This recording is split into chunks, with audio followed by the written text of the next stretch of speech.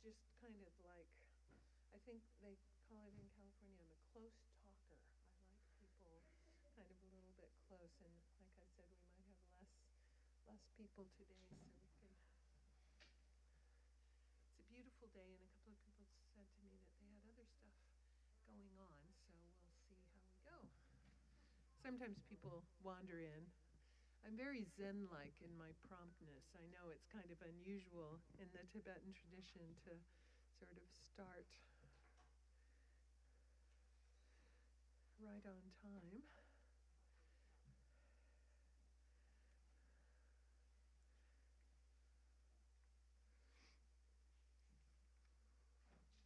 I'll just wait, I hear people coming in.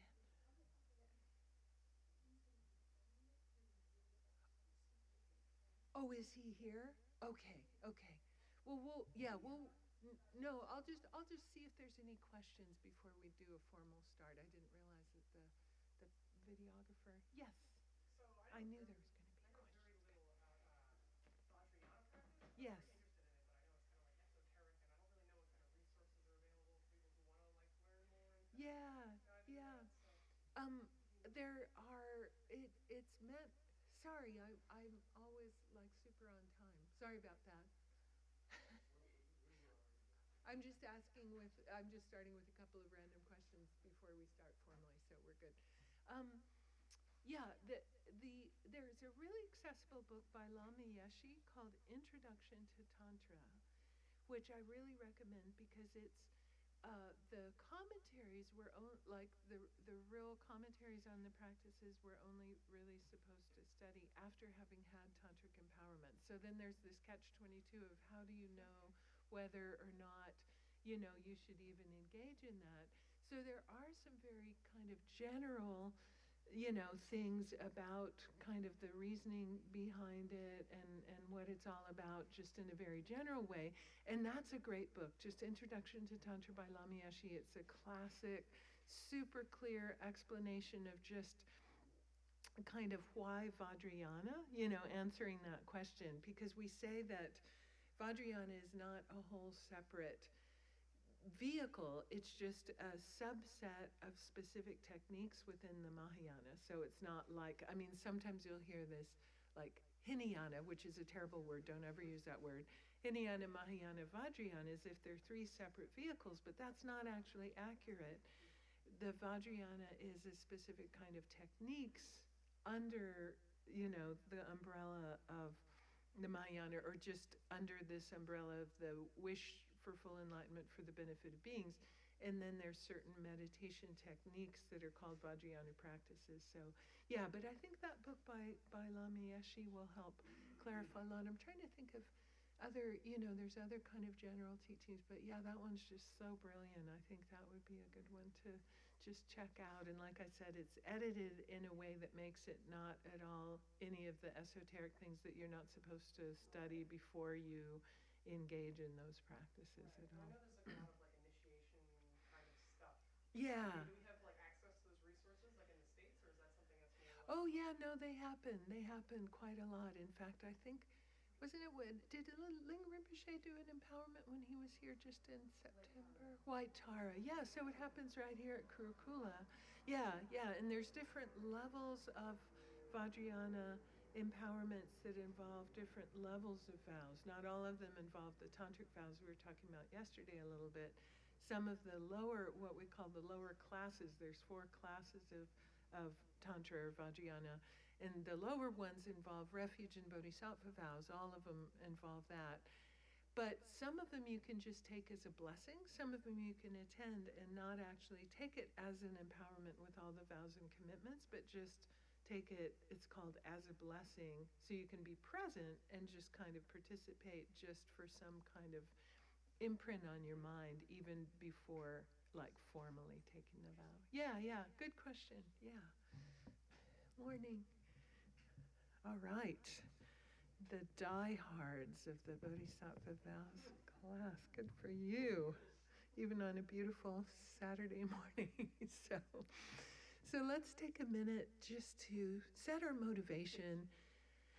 And as we did yesterday, thinking about what brought us here today to this class, what our intention, what we'd like to get out of the teachings today. And especially, as we spoke about last night in quite a lot of detail, this bodhicitta motivation, this wish for enlightenment for the benefit of all beings. And as I was joking yesterday, sometimes I think we're at a pre-bodhicitta motivation. We might not really even feel that we have the wish for enlightenment for the benefit of all beings, but we have some sort of sense of even admiration for that noble intention, for that wish. So let's try and generate at least, as much as possible, an altruistic intention for this teaching today.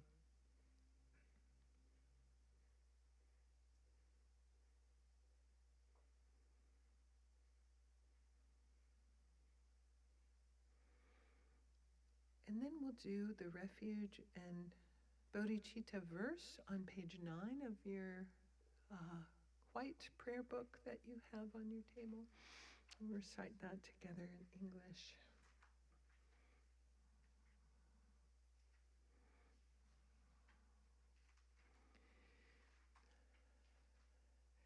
In the Buddha's Dharma and Sangha, until enlightened, I seek refuge. Through merit from giving in the rest, to aid all may I become Buddha. In the Buddha's Dharma and Sangha, until enlightened I seek refuge.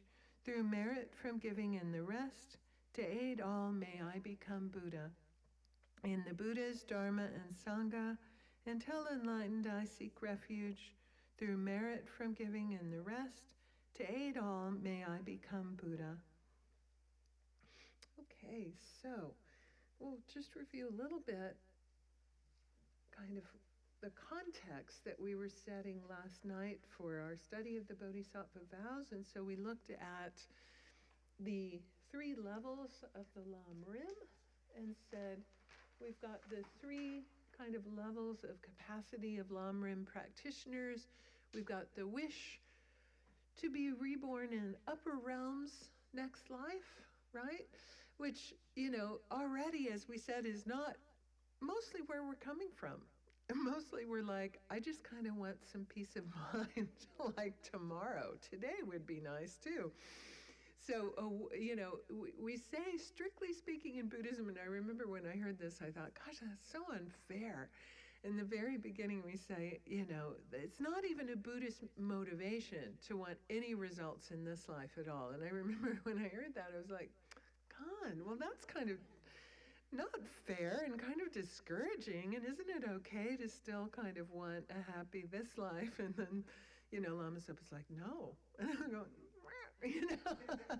But I think the point is, if we're just wanting happiness for this life, we can really fall under the sway of what we call sometimes the 8 worldly concerns, just kind of looking for things that are pleasant to experience in this life. Sometimes our Dharma practice involves hardship. You were teasing me about my full disclosure. Full disclosure, you guys. Like sometimes, you go into these long retreats and it's, it does involve hardship, a little sacrifice, not so pleasant. So if we're only thinking about this life, we're probably not going to do those things that might create, really positive imprints for the future lives. I said renunciation doesn't mean bread and water and being miserable. And it also means that sometimes, like today, it's a beautiful day outside. You could be walking, enjoying the maple leaves changing color somewhere, but you're here.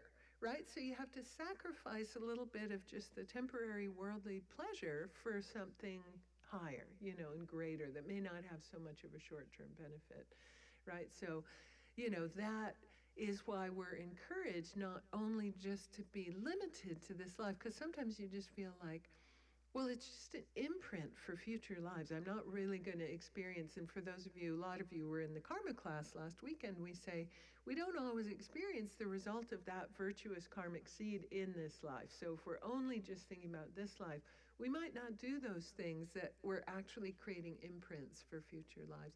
And it's hard for us, for those of us that grew up without, like a lot of, the Tibetans, for example, or people from India, just grew up with the idea of rebirth. To them, it's like, duh, of course, so it's easier for them to have that perspective of many lifetimes. That's not such a stretch. But for many of us that grew up not with those ideas, it's a little bit like, it's hard to grapple with the idea of even thinking of doing something for the next lifetimes kind of thing. So even this initial scope is a stretch. Sometimes we're like, upper realm rebirth.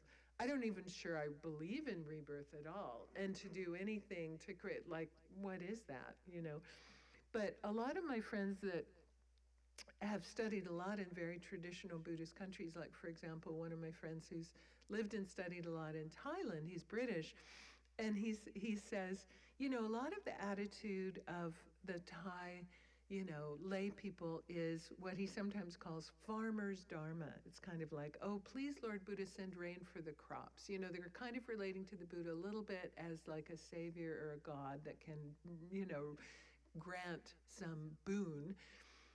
And the idea of nirvana, by the way, liberation from cyclic existence, also known as nirvana, it freaks them out a little bit. Like, they haven't really studied, and it just seems like, oh, ceasing to exist? Oh no, I don't want that. I just want better rebirths. So he says that's very common motivation in traditional Buddhist countries, is the wish for an upper realm rebirth. We don't relate to that much, and we've sort of been brainwashed in Tibetan Buddhism to think we want this. But even this is already setting the bar pretty high, when mostly we just kind of want a better next week, or this life. So we shouldn't diss this and say, oh, initial scope practitioners, because probably we're not even there, So it's interesting to kind of look at these. And then the middling scope, the wish for liberation from cyclic existence, otherwise known as nirvana, and then the wish for full enlightenment for the benefit of all beings. So full Buddhahood with all those qualities. And that's a long story. We talked about them a little bit last night. We said the Buddha has these incredible qualities of mental qualities, omniscient mind, right? That they can see, the karma of beings, the delusions of beings, know exactly how to guide them perfectly. And if I had been a Buddha in that class in India with the guy that freaked out at the definition of bodhicitta, I would have known he was going to freak out, and I would have said, hey, skip the next session or something, right? Because we say that the Buddha teaches really appropriately for the minds of the beings. Being very ordinary with no clairvoyance at all. I just do my thing. Oh, they asked me to teach, I teach it. I don't know your minds and how much are you inspired or freaking out or what's going on, but that's one of the qualities of a Buddha. And then we also say that a Buddha can manifest in so many different forms. A couple of people were upset that I said that the animal rebirth was characterized by, not much intelligence and not much of a opportunity to create merit, but, it's not to kind of disrespect animals. It's just sort of, they can't really study Dharma and meditate. That's kind of the point of it. So it's like, we want a rebirth that we can actually do that. But there are examples of Buddhas manifesting as beings in the animal realm too. So when somebody says, oh, there was this special dog that did all these things and saved all these people, hey, it could have been a Buddha emanation. We don't know that was an ordinary dog or not, because we say Buddhas can manifest in any form, even inanimate objects. So I think it's useful. One of my favorite practices I like to call pronoia. And this is borrowed from Vajrayana. You were asking about Vajrayana. It's going around just imagining that everybody is a Buddha conspiring to get you enlightened. Because they could be. We don't know unless you're at a really high level of realization. So it's the opposite of paranoia. Everybody's out to get you. Oh, everybody's actually conspiring. Especially the really annoying coworker could totally be a Buddha emanation trying to teach you patience. Quite likely, by the way, anybody who's in this room has sacrificed your beautiful autumn day to be here. What are the chances you have not met a Buddha emanation? I think pretty much zero. you know, because it's a Buddhist job description to show up to guide you. And if you're as interested in this stuff as you are to be here, hey, I'm saying 100% likelihood. So one of my friends loves to practice what he calls spiritual revisionism. And he goes back in his life thinking about those special people. Like I have one friend and he talks about his uncle, and when he was kind of a lost teenager in high school, his uncle gave him Zen and the Art of Motorcycle Maintenance to read or something. And it's kind of like, who was that uncle? As they say that bodhisattvas, these beings that have bodhicitta, will be reborn for an entire lifetime just to sit next to you on the bus and tell you about Kurukulla Center in Medford. Like they will totally do that. A bodhisattva will take an entire rebirth. I mean, to me, it's the ultimate sacrifice to go through junior high school again. You know, that's compassion, man. To choose to go through junior high, God, that's compassion. You know, forget about the animal realm. I don't think there's anything worse than junior high. You know, any lower realm I can imagine could not compare to 7th grade. You know, just to say that thing that benefits you, you know, an entire rebirth. So it's interesting to practice pronoia. So who knows if the animal was an animal or a Buddha emanation, I say, you know, with all these special examples of animals or whoever or whatever. They don't need to show up looking like these guys, you know. Yeah, we say, yeah, they're Buddha emanations too. And it can show up in any form, whatever teaches you the lesson. Yeah. I would spell it Pronoia. The opposite of paranoia. Actually, I kind of made up that word, and then there's a website. There's a Pronoia website. So somebody else had that idea. Some guy, he puts things on there about like Burning Man and the Rainbow Gathering and all of this stuff. But there is a website. But my version of that word is just going around suspecting that everybody's conspiring to get you enlightened instead of, you know, yeah. I actually went home last night and meditated on that because I was thinking about my question to you about the complete karma. Oh, And yeah. embedded in that was my assumption that none of us were enlightened. Because I said, well, I don't understand that because we're clearly all not. And then, so I had that very thought. I said, maybe I'm the only one. Well, you know, whether it's true or not, it's a useful technique to use. Boy, you can't get really angry at the coworker if you think that they're a Buddha conspiring to teach you patience. So whether it's true or not, just act as if it were, because it helps a lot, doesn't it? And yeah, what do we know about who's already a Buddha and who's not, and who's an emanation and who's not? So, you know, going around with that attitude really helps cut through the disturbing emotions so big time. You know, somebody is like, I remember when I was first starting out in Dharma, and Lama Zopa Rinpoche asked me to be the director of a Dharma center that I'd never been. I was a brand new student, you know. And his attendant, Venerable Roger Kudsong, who's still his attendant, was trying to set this whole thing up for me and kind of telling me about the center that I was going to be the director, and you know, communicating with them. And I remember at one point, I was so brand new, you look back at yourself and the things you say and you're like, oh my God. You know, and so I remember saying to him, oh, you know, I think I'll be okay. I mean, mostly people like me. And he just looks at me and he goes, oh, I'm so sorry, that's too bad. And I was like, wait, what? I just said people like me. And then he just looks at me and he just goes, well, if you have no enemies, how on earth are you ever going to practice patience? And I was new and I was so shocked, and I was just like, wait, what? That's such an unworldly way to think about things. But I never forgot it, because it's like, he was right. If everybody's patting you on the head and thinking that you're so great and giving you all that ego gratifying feedback, how on earth are you ever going to practice?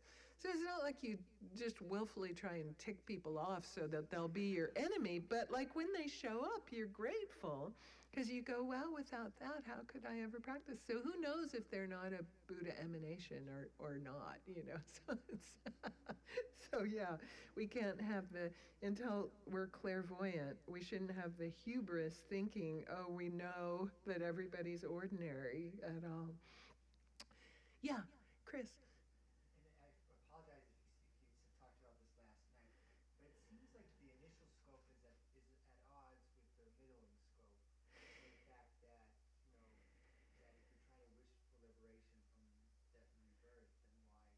Yeah, and we say we practice, even if we're aspiring to this level, we practice all three. Because even if you're wanting to be enlightened for the benefit of all beings, you also wish for an upper realm rebirth because that's most best for your practice opportunities, right? We're also wishing to be liberated from cyclic existence because there's no benefit of just being reborn over and over due to karma and delusions. It's just about not stopping there, right? It's not being limited to one of these aspirations, but we say we share the practices of all of these. For example, for this level, we meditate a lot on karma, for example, taking refuge in Buddha, Dharma, and Sangha, understanding the sufferings of the lower realms of rebirth to generate an aspiration to be free of those. So we do all of that too, like we start there. Then on this level, we say we meditate a lot on the 12 links, what we talked about last weekend. We meditate on just the sufferings of all of samsara, all of cyclic existence. So we're also doing that. And then on top of that, we meditate on bodhicitta to try and generate this wish for enlightenment for the benefit of all. So yeah, often we talk about the practices shared by the people of the initial scope and middling scope. But we can't jump right to there. And let's look at that for a second. The relationship between renunciation and bodhicitta, there's a very direct relationship. We define renunciation as the wish for liberation from cyclic existence. Why is our bodhicitta practice based on that wish, do you think? Why does the wish to free all beings from samsara based on our personal wish to be free of samsara? What do you think? Yeah. Well, you can't really wish for enlightenment for all beings unless you yourself have been liberated, and then you can show people. Well, exactly. We need to wish it on our own behalf first, because unfortunately we're the center of the universe, and so the first realization of the drag of cyclic existence comes in terms of our own situation. If we think lasting ultimate happiness can be obtained by the perfect job and the new girlfriend, then to benefit beings, we're just going to wish them a new job and a new girlfriend. We have to understand, and we usually understand it in our own perspective first, of like, oh, I totally get now. Wow, cyclic existence, wherever I'm reborn in it. And guess what? It's true for everyone else too. So we say that bodhicitta, we need a realization of renunciation first before we can really have bodhicitta. Because if we don't have that, then we're just going to wish for worldly happiness for other people. If we want to benefit others, we're just going to say, oh, wow, they need to move to Medford and, it's so nice here, and live in a safe neighborhood and get a new job. We're not going to say, no, none of that. I mean, all that's fine. And for real ultimate lasting happiness, they need to be free from samsara. So yeah, we say they build on each other. Does that help? Does that make sense? Yeah. Yeah. I feel like along similar lines, as I have this question too, in relation to initial and the middle scope. Doesn't the middling scope eventually teach you, though, that upper realm rebirths are kind of like a waste of time and a distraction because it distracts you from essentially being able to practice because you're just exhausting your positive karma anyway and you're going to end up... But remember, the human realm is also an upper realm. So for practice, we aspire mostly for a precious human rebirth when we talk about precious human rebirth. And that's an upper realm. So we don't want a deva realm necessarily, right? Because that does, as you say, it's a distraction, it exhausts karma. But what we're saying here is we don't want to be in a realm characterized by so much suffering, there's absolutely no way to practice. Or an animal, with all due respect to PETA and all the organizations I support, can't meditate. But a human rebirth is considered an upper realm. So we pray to be reborn. If we don't finish the path in this life, and all these traditional prayers say, if I don't get to full enlightenment in this life, may I be reborn with another precious human rebirth, right? So that's that one. Yeah. And then we don't just want nirvana, but we still want to be free of cyclic existence, but just in the Buddhahood way, not the nirvana way. Does that help? Yeah, so, but for the initial scope, when it says upper realm rebirth, it means any of the upper three, not necessarily just the human. And Yeah, it's just like, that's right. We really just mean Yeah, I mean, the one that's shared with these, right? So the farmers in Thailand just are like, any upper realm rebirth is fine. But when we're practicing at all of these levels, shared with the advanced scope, or even with the middle scope, even if we were practicing at this level, we'd want a human rebirth, because we understand, yeah, we'd want a precious human rebirth. So that's the one specifically we're aspiring to, if we're aspiring to any of the other goals as well. Yeah, yeah.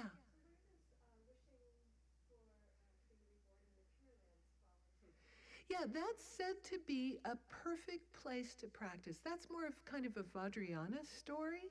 And it said, there are pure realms where within those realms, you're always receiving Dharma teachings. You're not subject to any of the other, sufferings like the lower realms, and it's even better than a human realm.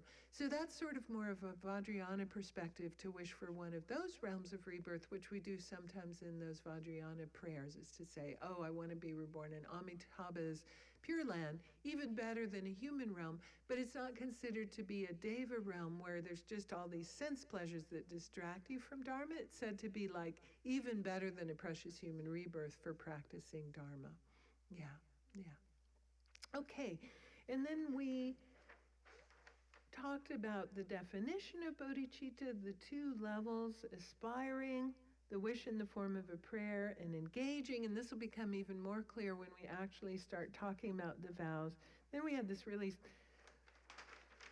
the three types of ethics, the three types of vows. So we talked about the Bodhisattva vows encompassing, sometimes we say the 18 root vows are involved with restraining yourselves from non-virtue. And then the secondary vows, and when we get to that, we'll see.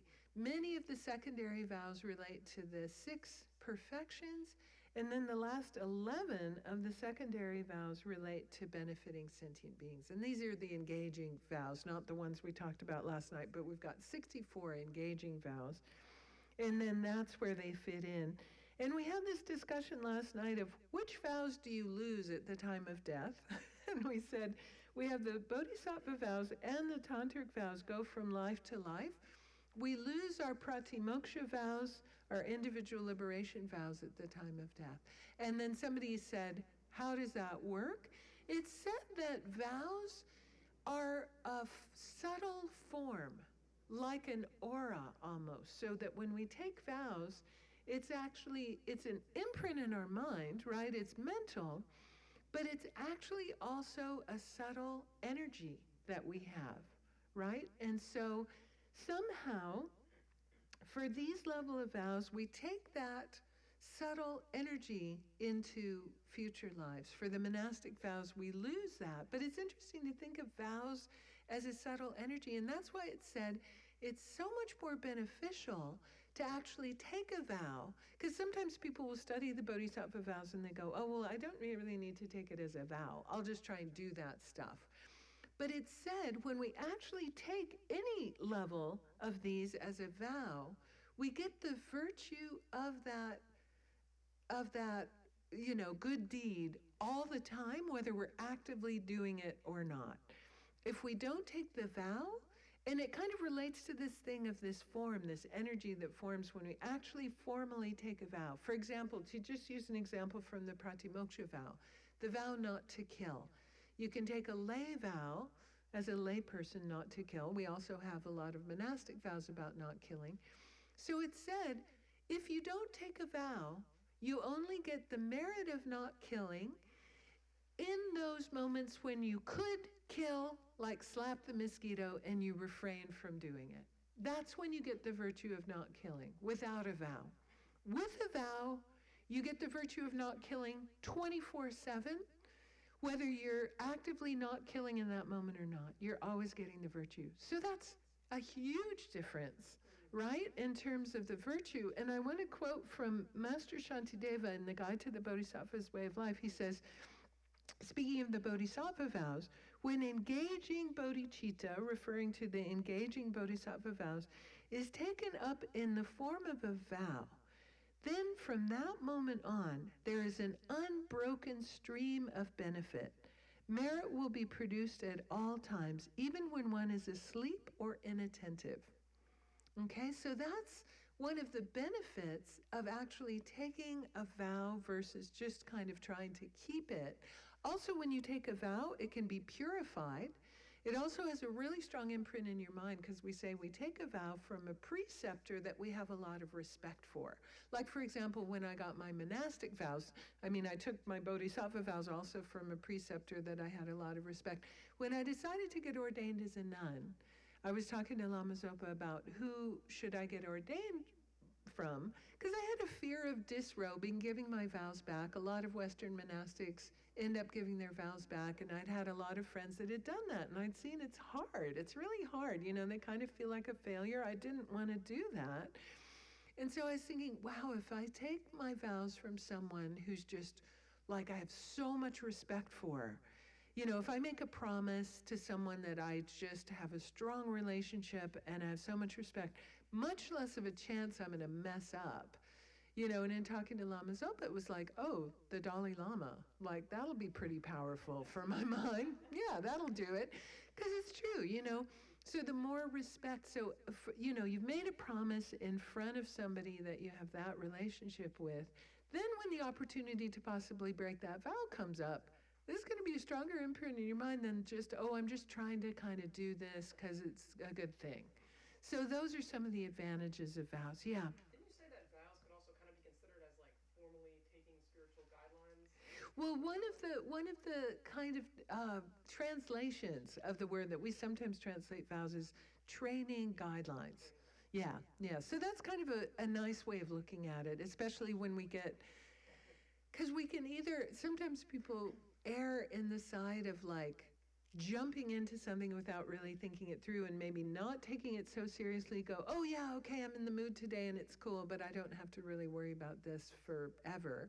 Or being so intimidated by the idea of taking a vow, you never jump.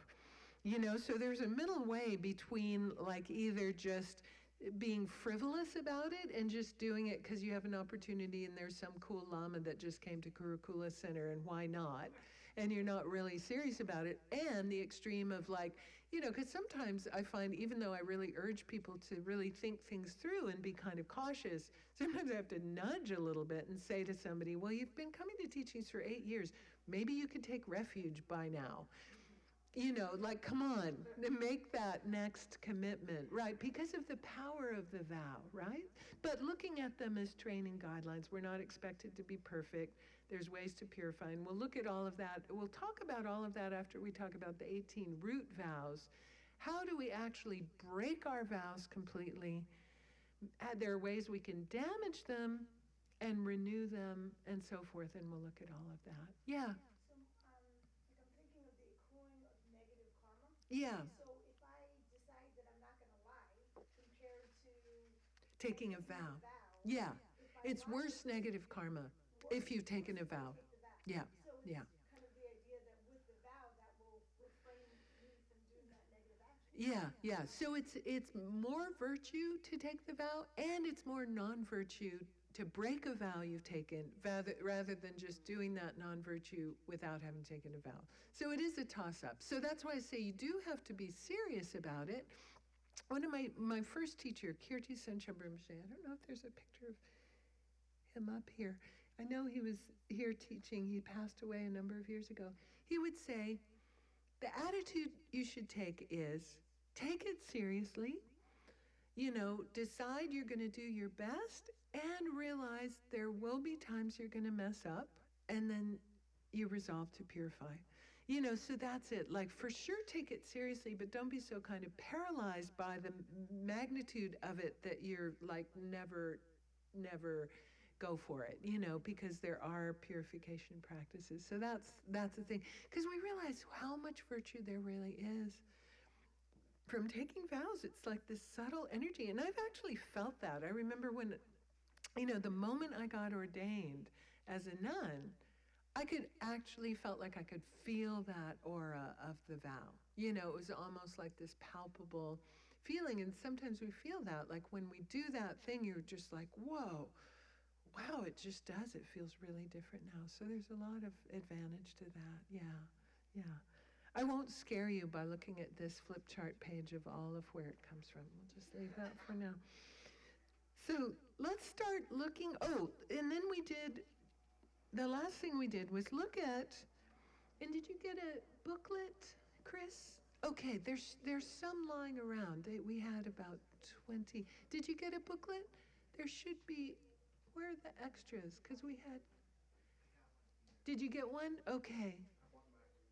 Oh, did you? Okay. There should be. We printed out 20. Hopefully there's some maybe extras, or maybe we could share as we're going through. Are they there?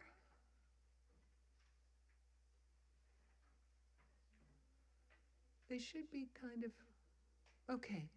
I think she got some. I'm not sure where the leftovers end up. Miriam's gonna be here, and I think she said she was gonna get more. Oh, is she?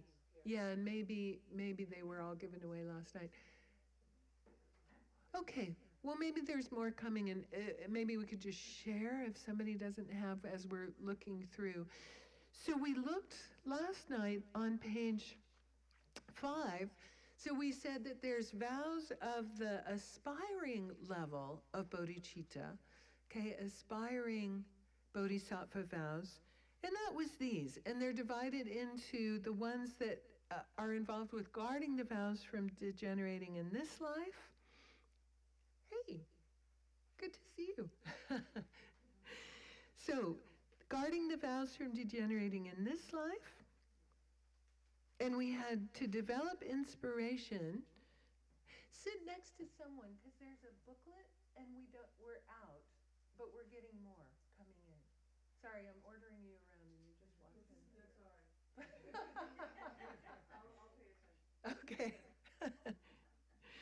So to develop inspiration, contemplate the advantages of bodhicitta, and then to strengthen one's bodhicitta, contemplate it and recite the prayer 3 times a day and 3 times at night.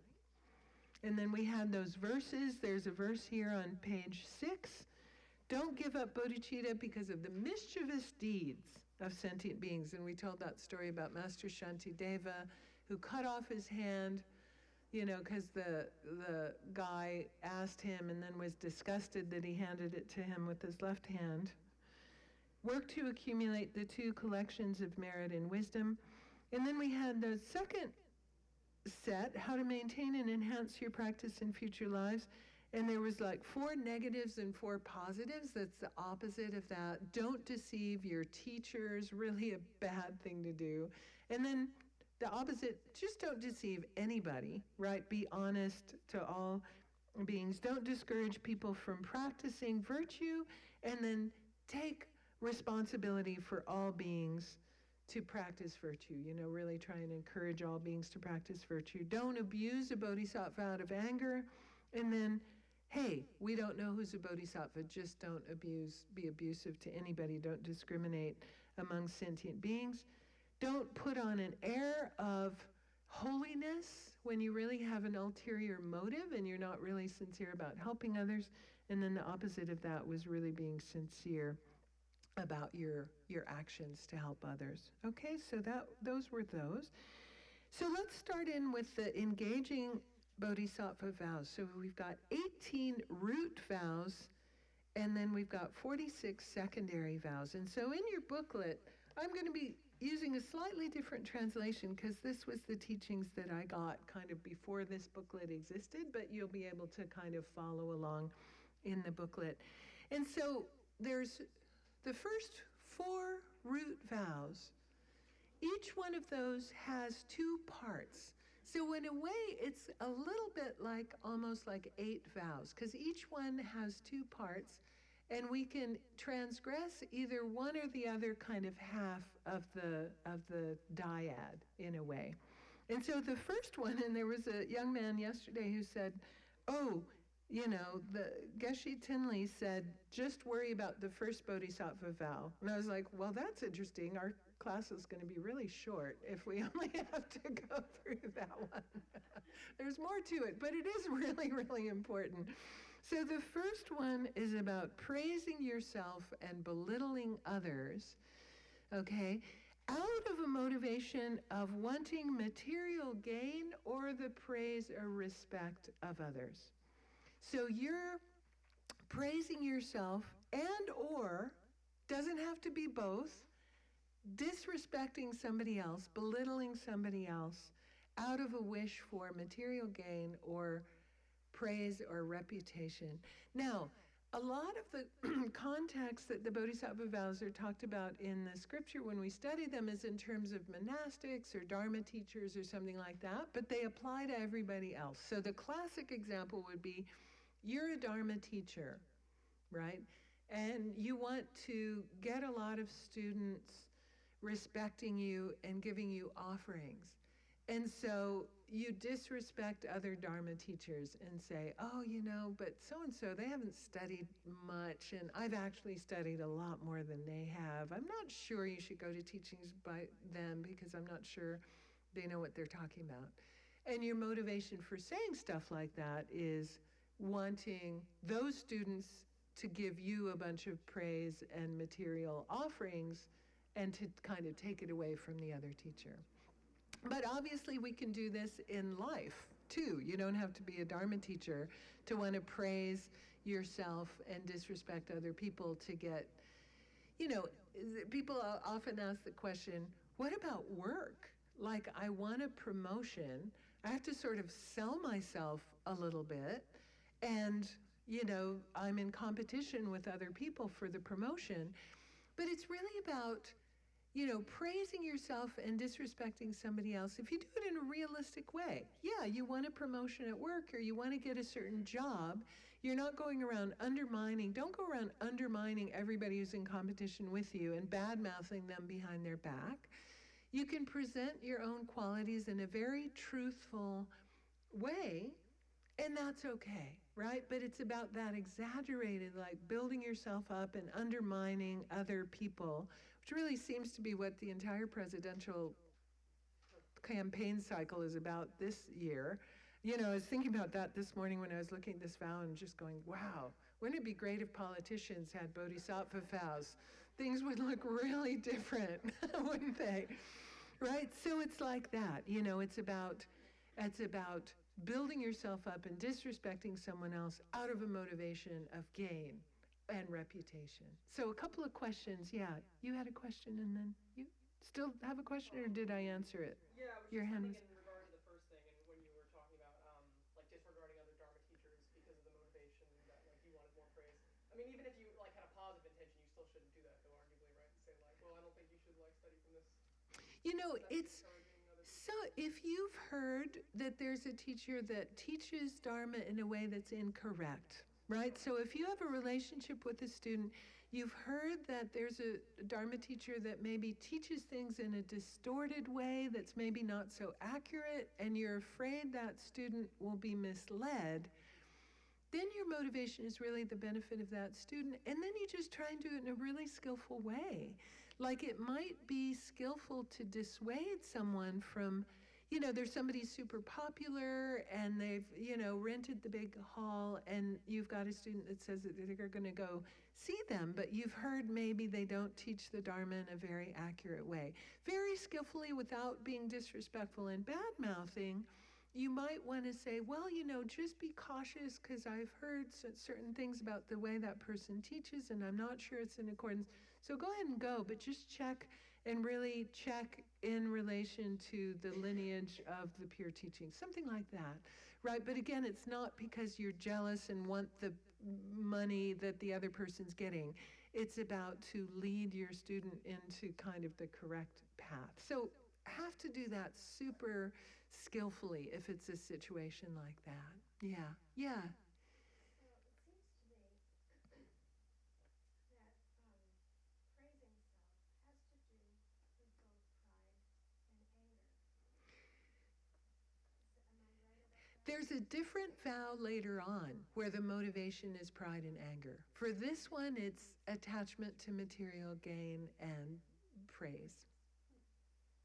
Yeah. So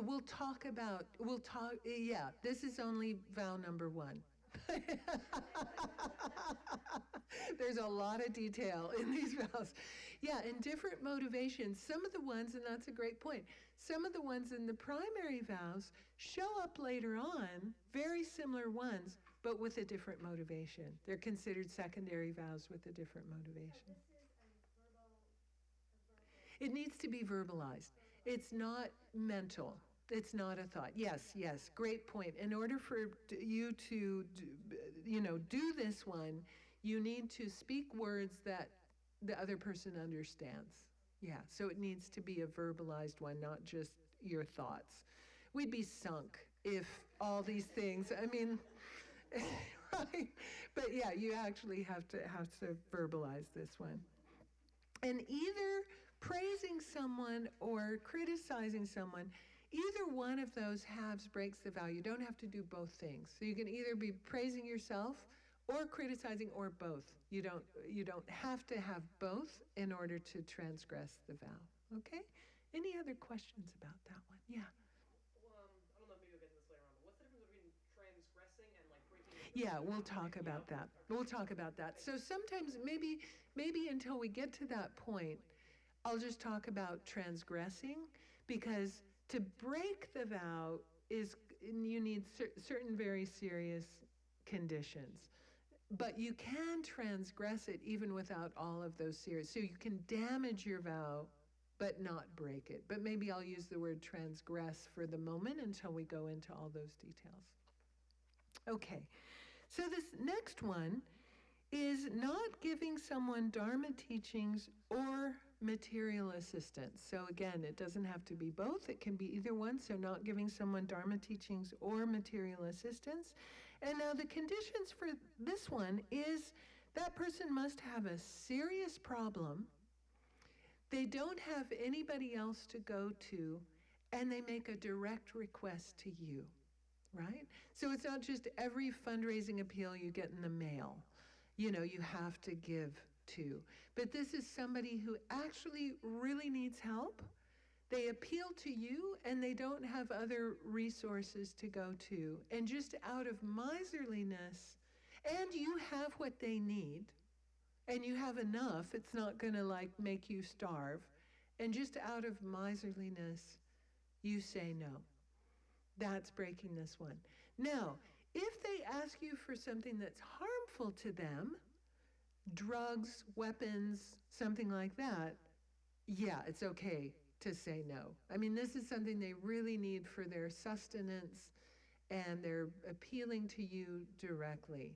And just out of miserliness, you say no. And you have enough to give them, and it's not going to make you poverty-stricken.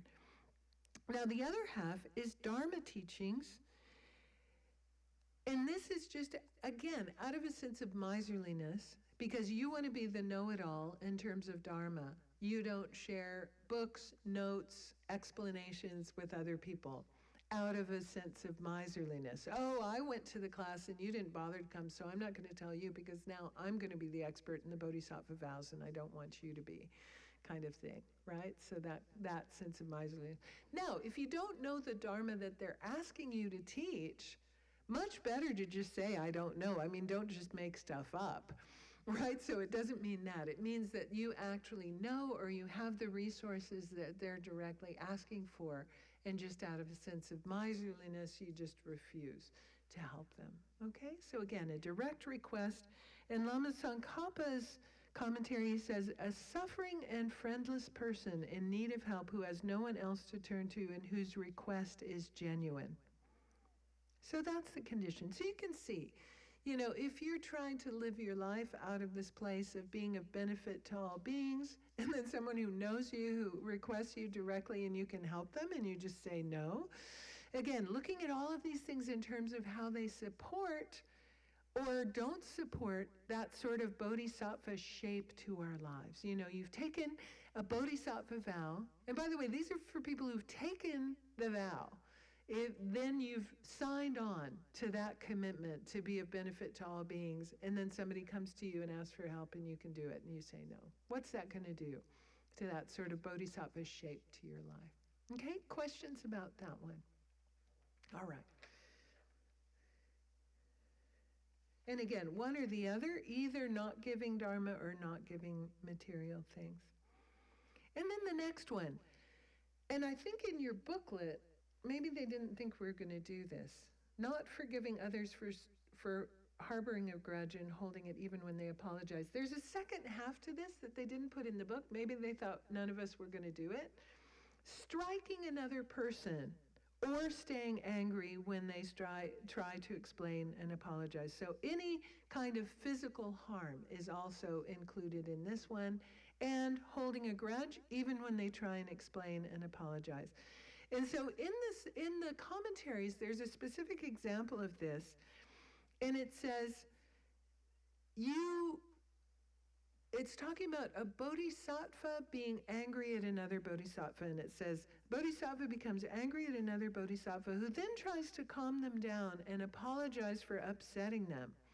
They've been telling them they shouldn't act in a certain way, right? So you've been trying to correct someone, they get angry at you, you apologize and try and calm them down, apologize for upsetting them, and then the person that you tried to correct becomes so angry that they continue to fight with the others and then even go to the point of punching them in the nose. Okay? So that would be breaking the vow. Like somebody says something that offends you and tries to apologize to you for it. And not only do you not forgive them, but you hold a grudge, and it builds up to the point where you even might have some kind of physical altercation with them. So that's what this one is, and it's one or the other things.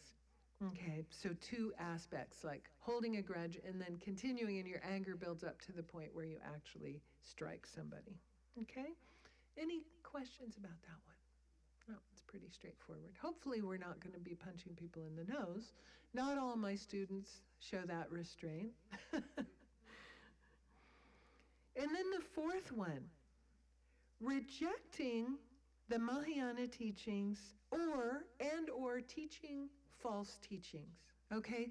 So the first half has to do with you're saying that the Mahayana scriptures are not actually the teachings of Lord Buddha. So any of the Mahayana scriptures that explain emptiness or the Bodhisattva's way of life, you're rejecting them and saying they're not the teachings of the Buddha.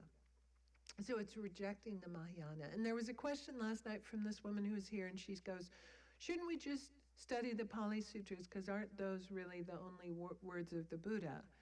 If you start to say that and believe that after having taken Bodhisattva vows, then you're just rejecting all of the scriptures that teach you how to keep your Bodhisattva vows, and how to lead the Bodhisattva way of life. And that would be breaking this vow, rejecting after having signed on, then saying, oh, the Buddha didn't teach anything about the Bodhisattva way of life.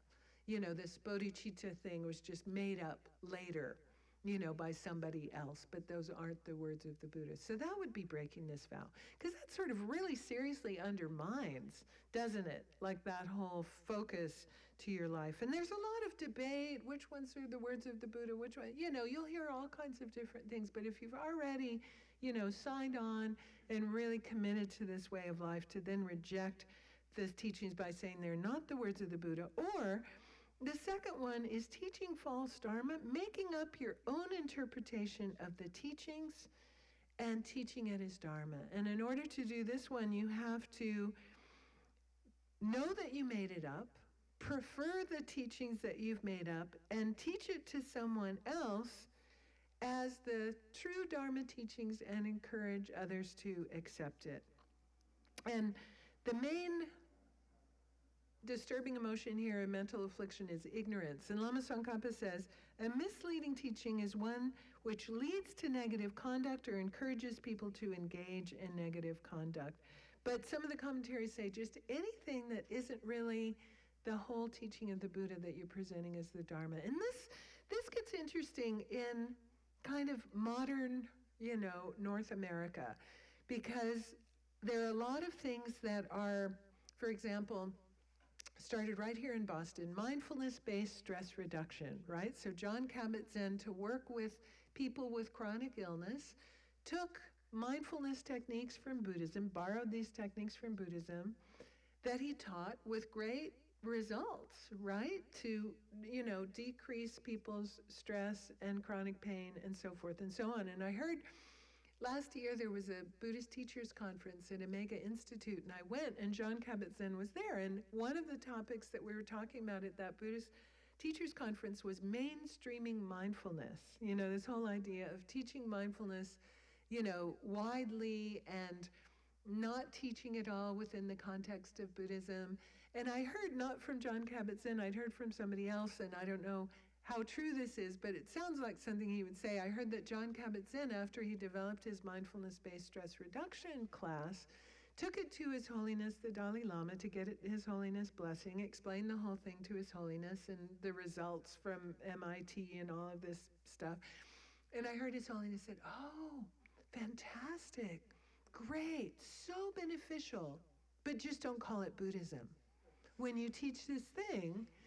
So that's a danger here, is to take one piece like mindfulness practice, and then you're sort of presenting it as Buddhism, but you're not teaching the Four Noble Truths, you're not teaching the ultimate goals of liberation and enlightenment, and you're misleading people who might actually have a real connection to the full Buddha Dharma.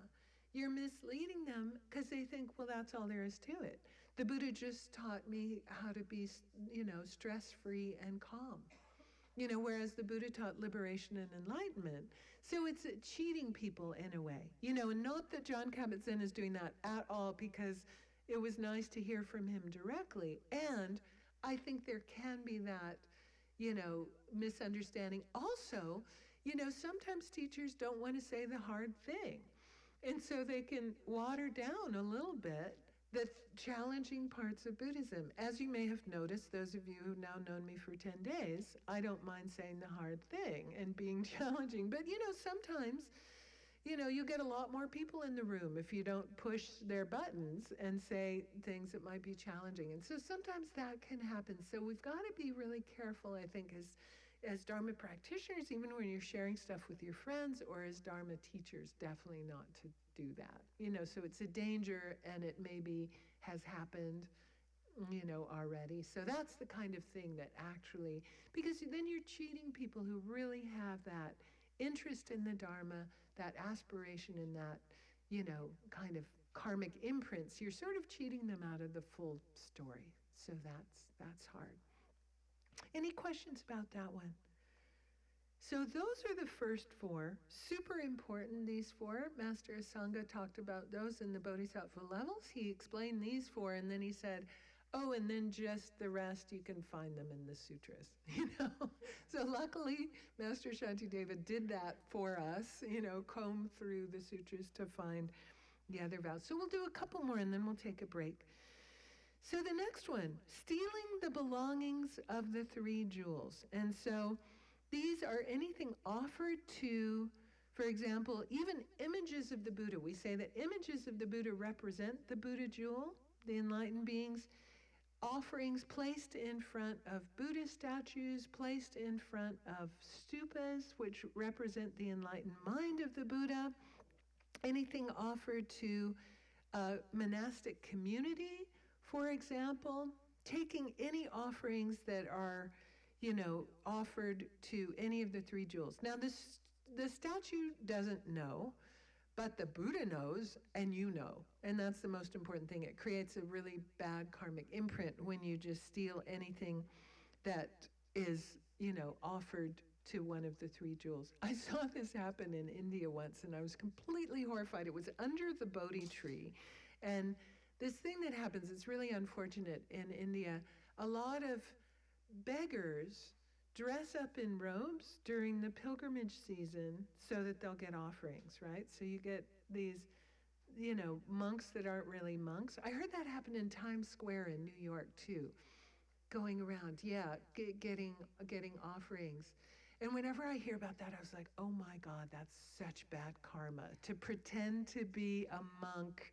I don't think the nuns do it yet. I think I've heard mostly the stories is about monks doing this thing.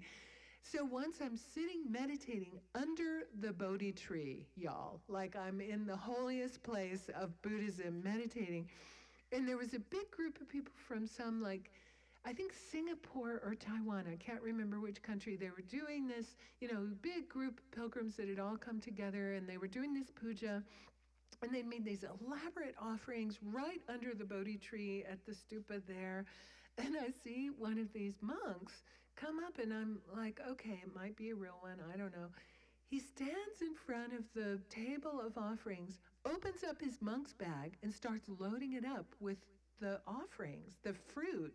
And I'm like, seriously? Is he like really doing this? And he totally was. He just loaded. And I guess the people, I mean, I think we're all gobsmacked. I didn't even do anything to stop him because I'm like, I can't even believe my eyes that this is happening. And then I thought, wow, he's just buying himself. I mean, he's poor in this life. Boy, he's just buying himself poverty-stricken lifetimes in the future so big time by stealing these offerings that belong to the Sangha, or the ones that are doing it in Times Square. You know, it's like, wow, really, really heavy. Whether they've taken Bodhisattva vows or not. But then if you've taken a Bodhisattva vow, even worse. Yeah, Chris? Why is stealing from, from that more heavy karma than, say, stealing from somebody just in general? Yeah, it's the imprint in your mind. If you've taken Bodhisattva vows, right, you already have generated a mind of great respect. You've taken refuge because refuge in Buddha, Dharma, and Sangha is like one of the prerequisites. So again, this is for somebody who's already taken those vows, already really hopefully generated a strong sense of respect for the three jewels. So we say there's different objects of our non-virtue. Not that there's anything more special about the object, but in the imprint in your mind. If you're a Buddhist who's taken refuge, to steal from a monastic or to steal from the Dharma somehow versus, I mean, it's not great to steal from anyone, but even a heavier imprint in your mind to go against that, that refuge that you've taken in Buddha, Dharma, and Sangha. So that's it. Also, for this one, embezzling funds donated for the building of a stupa, for example. So we can do it, also, and that's why it's so important if you're involved in a Dharma center to keep the finances really, really clear and straight. We're not even supposed to use an offering that was made for a holy object to pay the electric bill without the permission of the benefactor. Things don't all just go into one fund. Like if a benefactor has offered something to build a holy object, for example, to make a stupa or to, build a statue, you can't just take it and use it for the general funds without getting permission from that person, because it's too close to breaking this vow, right, of embezzling funds, or something that's offered for that, or something that's offered to monks and nuns, and you just serve it all to the lay people. Now, as monks and nuns, if we have extra, we can offer it to the lay people. But if the benefactors offered it to monks and nuns, you have to give it to the monks and nuns. You can't just decide to give it away. Okay. Anything else about that one? Yes.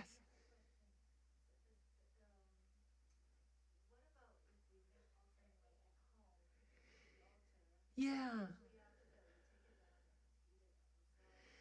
Yeah.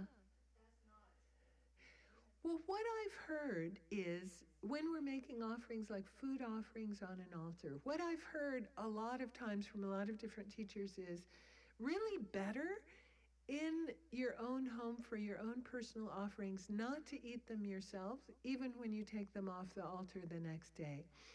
And one of the reasons for that is we're supposed to offer the best stuff, right? So for me, it would be chocolate, of course, right?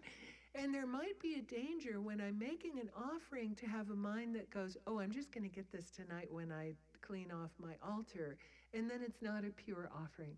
So they say, take it to work to the break room, or put it out here for people to take who are not the ones that have made that offering, just because there's too much of a danger. I mean, it's not breaking this vow to do that.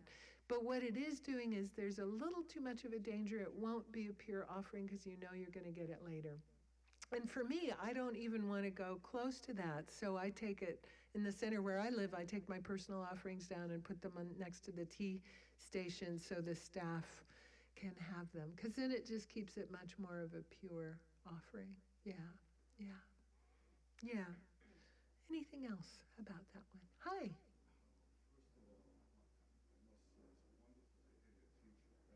thank you, thank you.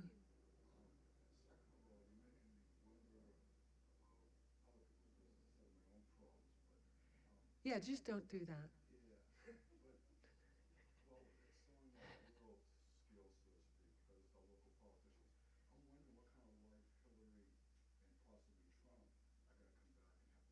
Yeah, well, we shouldn't even worry about that. What we should do is use as an example, a very extreme example of how not to conduct our business. You know, focusing on the negative, disrespecting other people.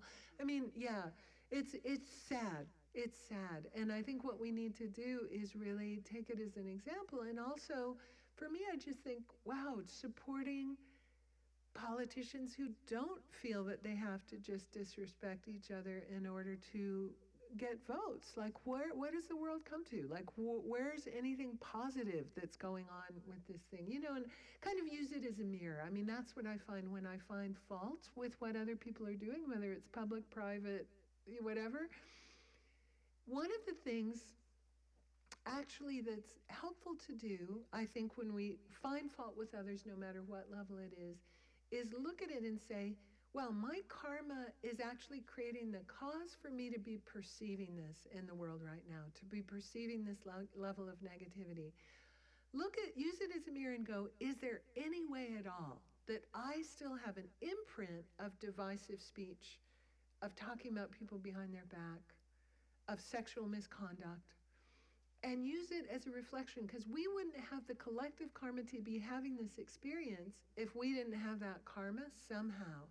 And I think the best way of looking at it is to look at it even at the level of just the concentric circles of karma. Even though I don't feel like I'm doing that, is there even thoughts I'm having that are divisive that way, or that I want to criticize somebody else to get some, even do I think like that? Even do I think of sexual misconduct? And really use it, because we couldn't be experiencing this right now if our collective karma hadn't created it. There's no way. We're all having a collective karma experience that, I don't know about you guys, but the last week is just like ugly. It has been, and even getting uglier. So I think that's the most useful thing to do. When we see faults in others, use it as a mirror for our own non-virtue. Yeah, maybe not so cheap in terms of this lesson. We'll see what happens. But yeah, thank you for your question. Oh, thank you. No, I'm just tall. Thank you, though.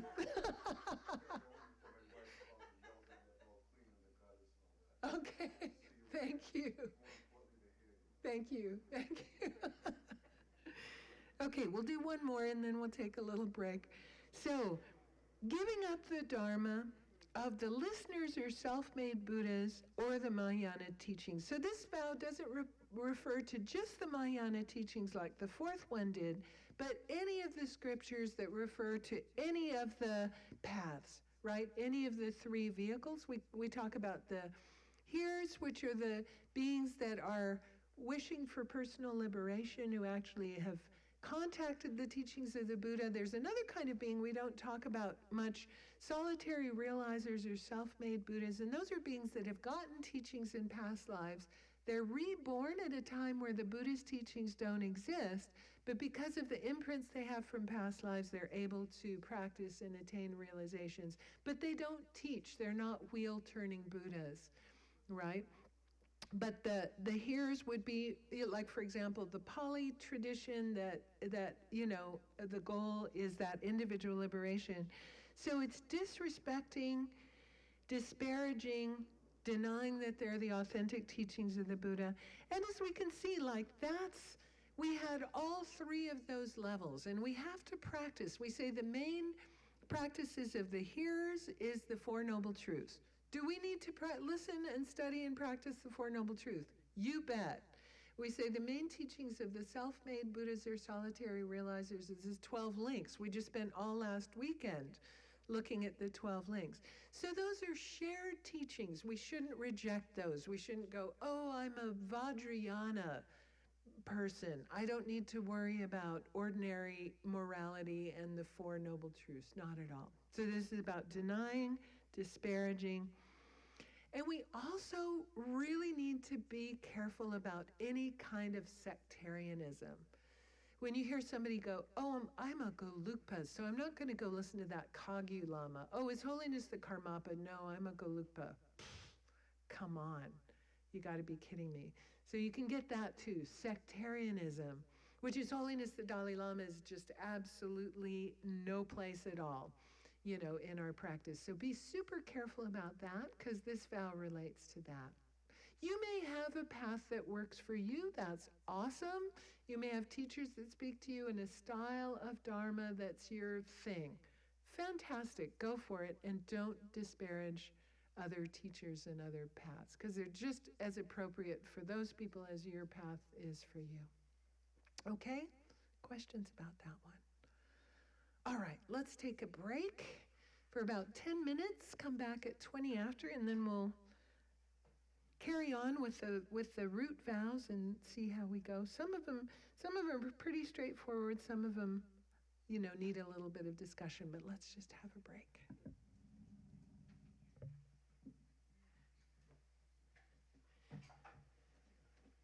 And I don't know, can we eat any of these things, or the things on the tea table? People need a little sustenance. This is a great cushion. It is actually. It's like perfect as that. This one, Does it belong to somebody?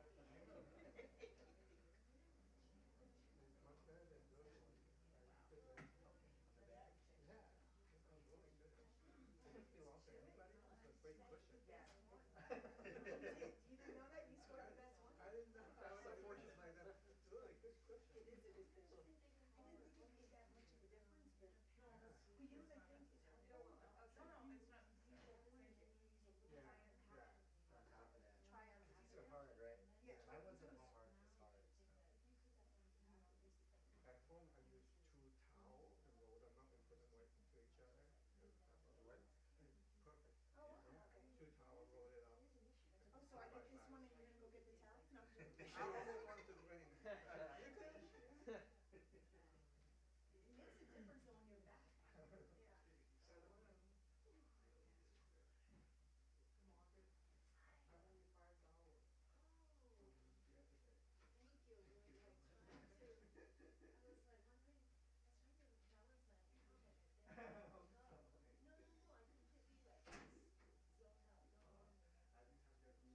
We should exchange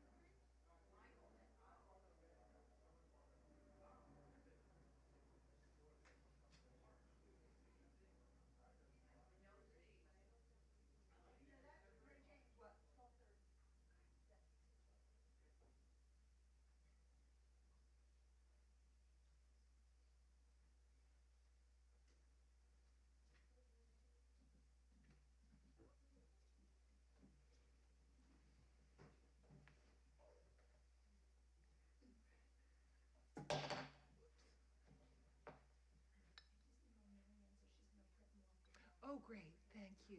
Thank you. That's great. Yeah, I think we might just need, well, I don't know, more people might come this afternoon. It's hard to say.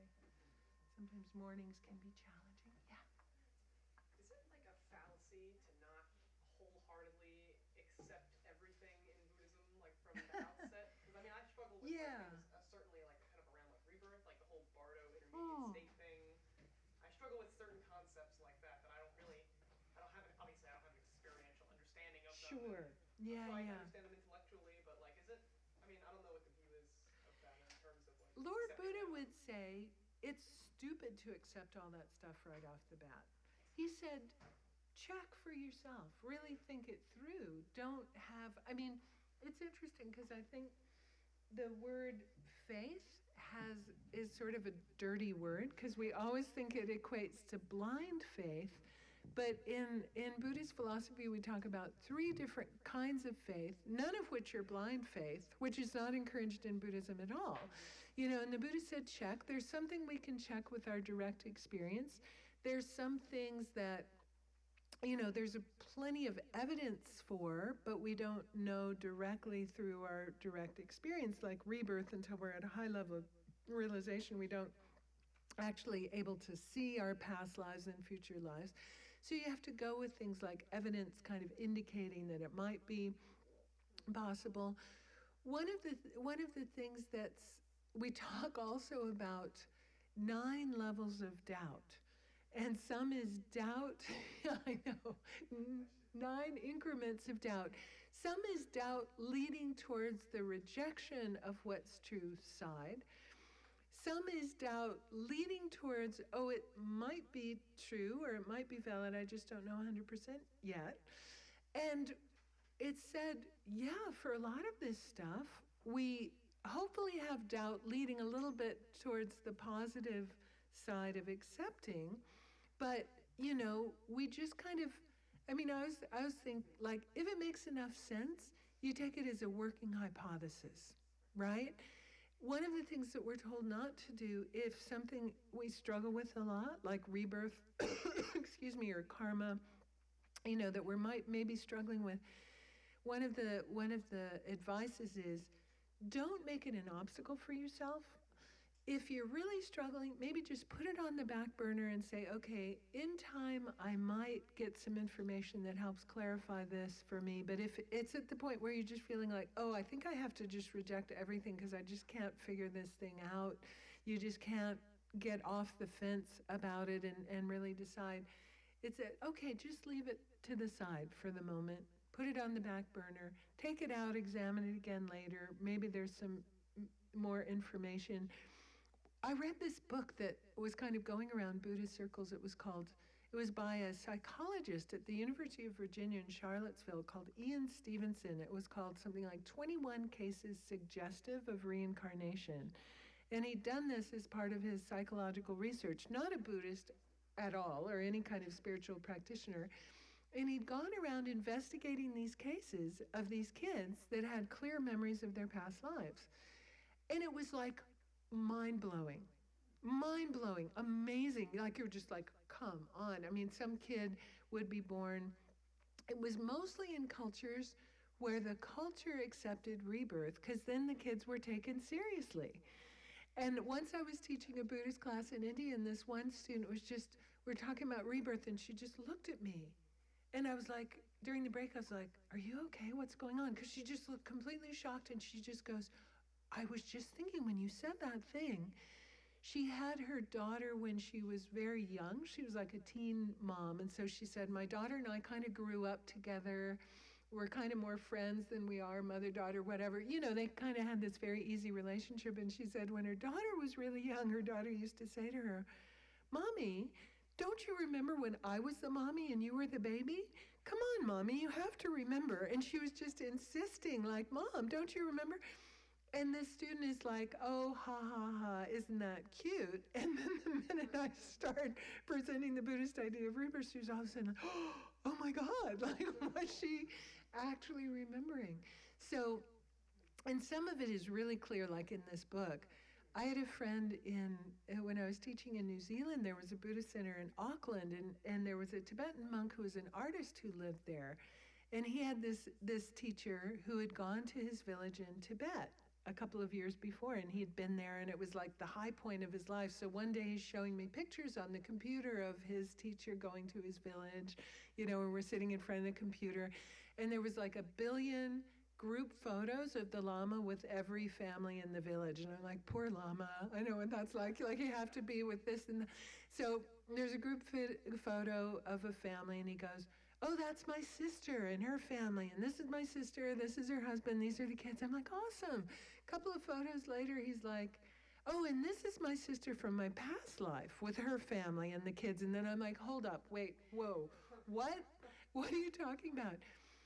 He's just some guy from a Tibetan village, like not a reincarnate Lama or anything, just this Tibetan monk. And apparently when he was born in this village, he would, by the time he got, was able to kind of crawl and talk, he kept saying that he was the son of this other family that lived across the village, and he would try and crawl and get there, and he was constantly telling his parents that that's who he was.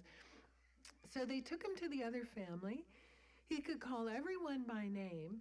He had a memory of a horse that this family owned that died before he was born in this life. And because it was a Tibetan village, everybody just accepted. And he said, I just grew up with 2 families because their son died in an accident when he was really young, right? And maybe on horseback. I'm not sure if the horse was involved. I can't remember that part. But because it was this Tibetan village, everybody just accepted. So he grew up with these 2 families with 2 sets of siblings. The one was kind of older than him, right? Because he had to be reborn.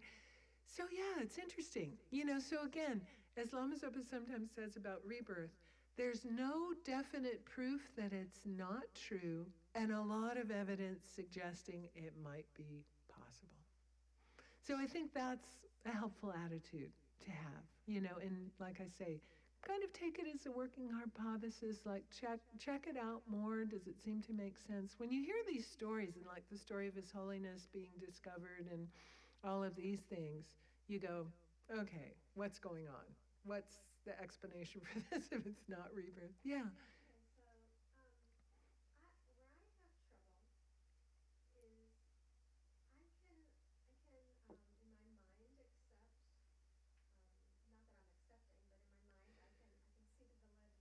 Yeah. The only thing passing on to the bardo in the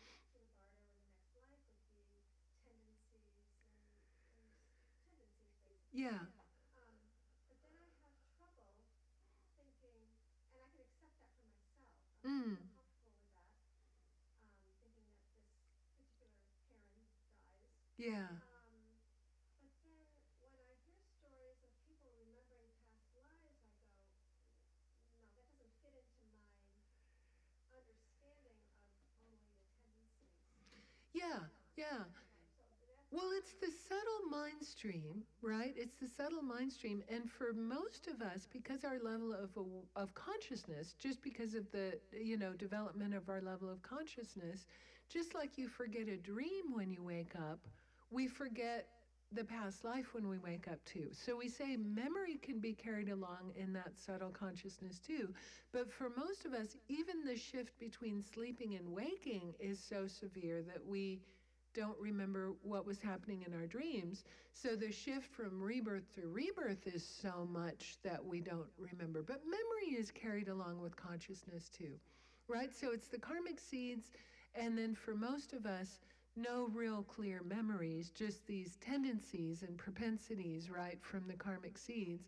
But they say for beings with much more awareness, they can actually go through those stages with much more conscious awareness than most of us. Most of us, when we're even in the last stages of the dying process, we're not doing it consciously. But beings that have practiced well with high levels of realization are able to maintain their real conscious awareness even through those last phases of the dying process and through the bardo and into the next life. So that's how it can be possible the more we've trained our awareness. So now I need to go back to the idea of emptiness and try to Yeah. fit that into my understanding. Yeah. Because now I'm really thrown. Okay, so we say the mind is empty of inherent existence, but it functions, right? Because of causes and conditions, there are these imprints in the mind. Because of past experience, there are memories created by causes and conditions. So it doesn't mean it's inherently existent just because there's a continuum. We say the mind is changing moment by moment. It's a process of mind, always getting new imprints, past karmic seeds ripening. So it's a dynamic process. So it's not inherently existent from its own side, but it can still be a continuum without being inherently existent. Yeah, yeah, yeah. What was the name of that book again?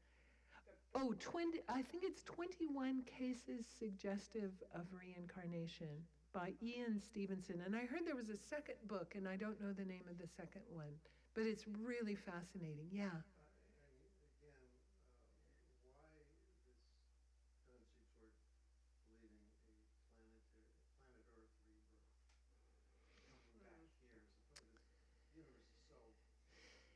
Yeah, yeah. Nobody really talks about the possibility of going elsewhere, but we always kind of gravitate toward here. Yeah, yeah. Any insight? Yeah, because of our karmic connections with beings that tend to be reborn in the same world system. We say, like, for example, our parents of this life are beings that we have a strong karmic connection with. So there's no reason we could not be reborn in another world system, but we tend to kind of keep circulating with the same beings that we have karmic connections with. So that's how that's explained, right? We easily could, but there seems to be a bit of a vortex of like beings with shared karma that keeps showing up life after life in close relationship with each other. And for us, it just happens to be this planetary system for now. But yeah, theoretically, no reason why not it couldn't be. And I think things are explained in terms of, this world system, just to make it somewhat accessible for people, because once we start talking about all the world systems with sentient life on them, that's a little mind-blowing for people. So I think we just try and keep it to something we can relate to also. I think that's another reason we talk about it like that. All right, so back to the Bodhisattva Vows. This is cool. See, Mary Jane, we're getting our Q&A just sort of folded into the weekend. Yeah. We don't, yeah, right.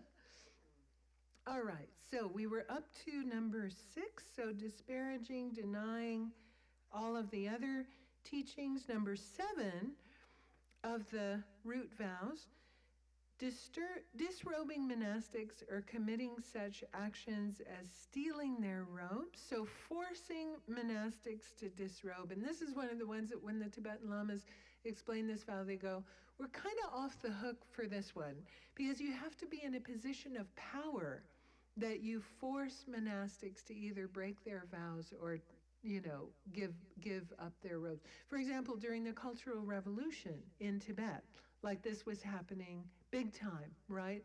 Monastics were being forced at gunpoint to break their, it was disgusting. They were forced to break their celibacy vows publicly with each other. Things like this that you hear was going on during the Cultural Revolution. So the commentaries say, you need to be in a position of power to actually do that.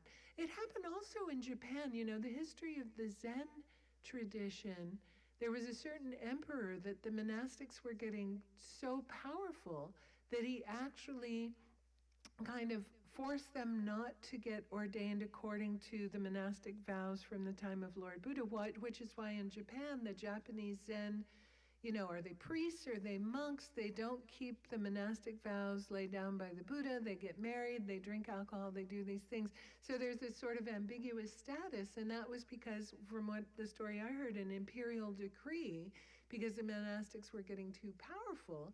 So the emperor thought if they don't keep the monastic vows, the whole thing will sort of degenerate and Buddhism will degenerate, which a little bit happened in Japan. There have been revival movements, but it would be somebody with that level of power. Some people, when we get to this one, they go, I fell in love with a Tibetan monk and he decided to give his vows back so that we could get married. Did I just break my Bodhisattva vow? And that's not what it means. It's not what it means. It's not terrific. But it's not this one. This means like you're in a position of power and you force a monastic to give up their vows and give up their robes. You know, the thing of falling in love, it will happen, it happens all the time, whatever. You know, that's your business, but it's not that it's breaking this vow. Questions about that one? Okay. Next one. So the root vows are pretty straightforward. We can kind of cruise through these. Just because they're of a heavier level, some of the secondary ones we'll get into a lot more discussion because they're more subtle things that we might be in danger of doing. The 18 are pretty straightforward, you know, non-virtues.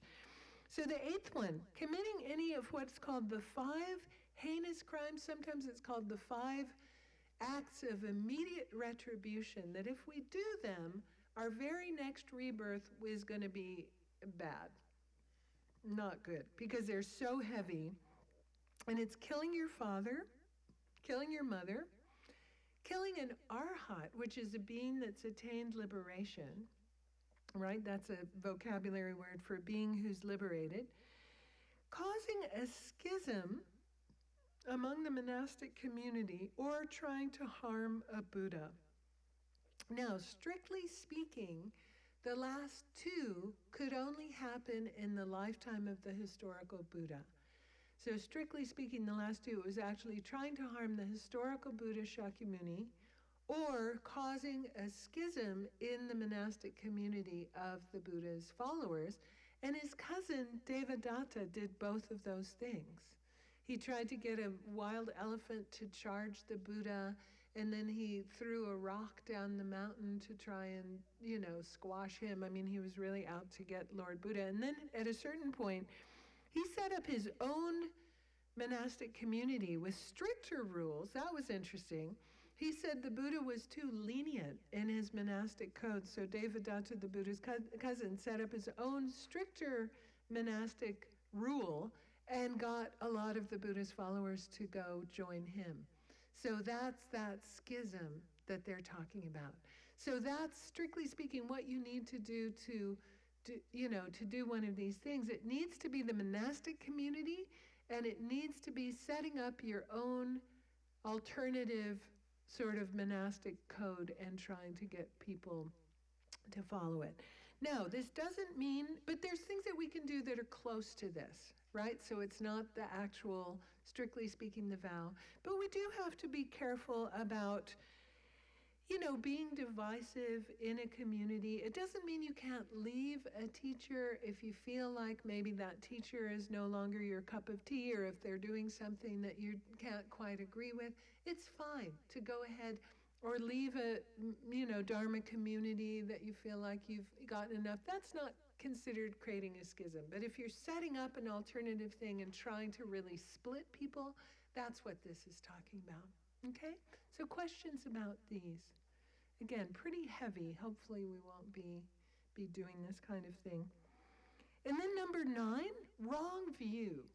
Holding wrong views such as denying the law of cause and effect. And as we were talking about before, it doesn't mean you're a new student, you're just checking it out, you're a little undecided, you're just trying to get enough information. It's not that, but it means really going against the teachings of the Buddha by denying the law of karma, denying past and future lives, and denying the possibilities of enlightenment. And let's take it into context. You are a person who's taken Bodhisattva vows. So you have signed on for the actions that will lead you to enlightenment for the benefit of all beings. And then you start to deny that that's even possible, that it's even possible to get enlightened, that past and future lives are possible, that the law of cause and effect exists. You just completely undermined the whole basis for that path, right? Because I think in order to take Bodhisattva vows, we need to be very much on the side of the doubt, leaning towards this is possible. We may not be absolutely 100% convinced that enlightenment, cause and effect, and rebirth, but the whole, it's predicated on that assumption, for sure, this Bodhisattva path. Because how are we going to free all beings from cyclic existence if there's no such thing as rebirth? Oh, if there's no such thing as rebirth, there's no such thing as cyclic existence. And if there's no such thing as enlightenment, to take a vow to get there for the sake of all beings, right? So the whole thing is undermined. So again, we can see how, not as a new student and you're just trying to check things out, but you're convinced enough to have taken a bodhisattva vow, and then you start to deny these things that are just the foundation of the whole path. The whole thing just falls apart. You just kind of pulled the rug out from under your whole path. Yeah.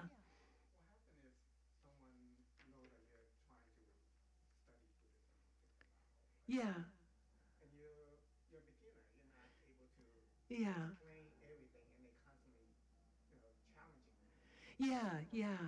Yeah, and we'll talk about that. That comes up in a lot of the secondary vows. But just to answer it quickly now, so we have this vow to share the Dharma. And that comes up in the secondary vows. Oh my God! Yippee! Hey!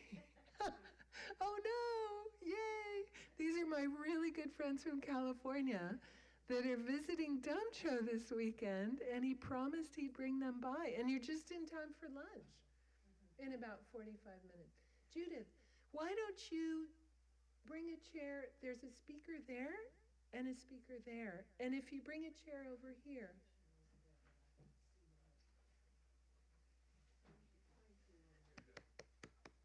Yay! That should work. Hopefully that'll work. Let's do a sound test.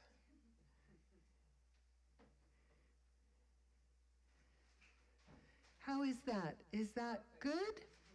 Awesome. Great. I was thinking of that because I thought you might show up, and I was like, yeah, there's the speakers. Good. Great to see you. These are my dear, dear friends. Yippee. All right. Wait, where was I? I was answering a question. Oh, I was answering your question. Yeah. So, thank you. That was really distracting. So, not answering questions about the Dharma. So, in the secondary vows, this comes up too, and we say, if it depends on the person's motivation. If the person is just trying to really challenge you, if they're asking you in sort of an aggressive way. So we say, if they're sincere, then we need to answer their questions and explain the Dharma. But if they're just kind of trying to be a troublemaker or create doubt in your mind about it, then it's better just to change the subject. It really depends on the sincerity of why they're asking. I had a coworker long, long ago when I worked in this company, and I had this coworker, and every time we go out for lunch, he was just like, how can you be a Buddhist? How can you believe? And he just believed like, rah, rah, rah. And I was like, in the beginning, I was kind of really trying to sincerely answer his questions, and then I just realized I just had no respect at all for my path. So I ended up saying to him, let's not talk about this because it's kind of upsetting, and I really realize you're not sincerely really wanting to know. You're just like, let's just leave it for now. And one time I was on a long plane flight. I was actually flying from California to New Zealand, and this guy's sitting next to me, this young guy, and we get to talking, and he's like, oh, you're a Buddhist nun. We've got 14 hours to Auckland. So just tell me everything there is to know about Buddhism. And I'm like, okay, could be sincere, kind of don't think so. So I started saying a couple of things about the Dalai Lama and didn't really launch into this whole thing because I'm like, well, I'm not just your entertainment, because you've looked at the in-flight movies and you've seen them all and you don't want to watch the movie.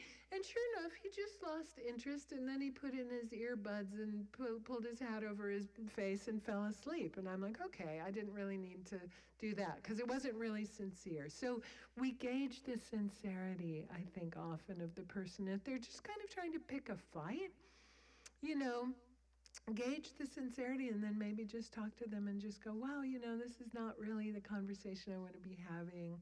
Let's talk about something else. Not politics either, right? What was that thing we grew up saying? Don't talk about politics and religion. Sometimes it's smart. Yeah. Okay, so wrong views. Anything else about the holding wrong views? So we can see how it can completely undermine our whole path. The next one, we also are not in much danger.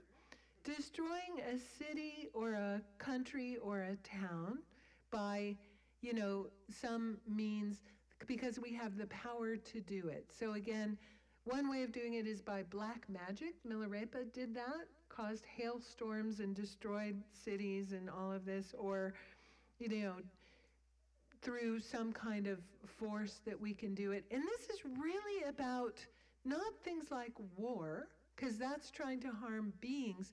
This is a vow that's about trying to destroy human habitation.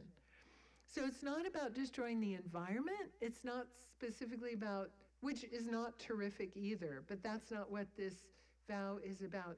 This is about you have the power to somehow destroy human habitation, and you do it, right? So again, I guess something that happened a lot in the past, in the time of the Buddha, by kings and things, I think, like wiping out, and even when we think of Western history, just trying to wipe out,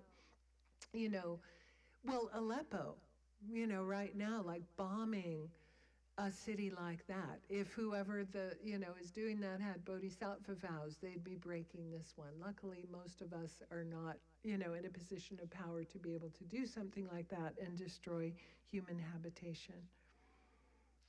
Yeah.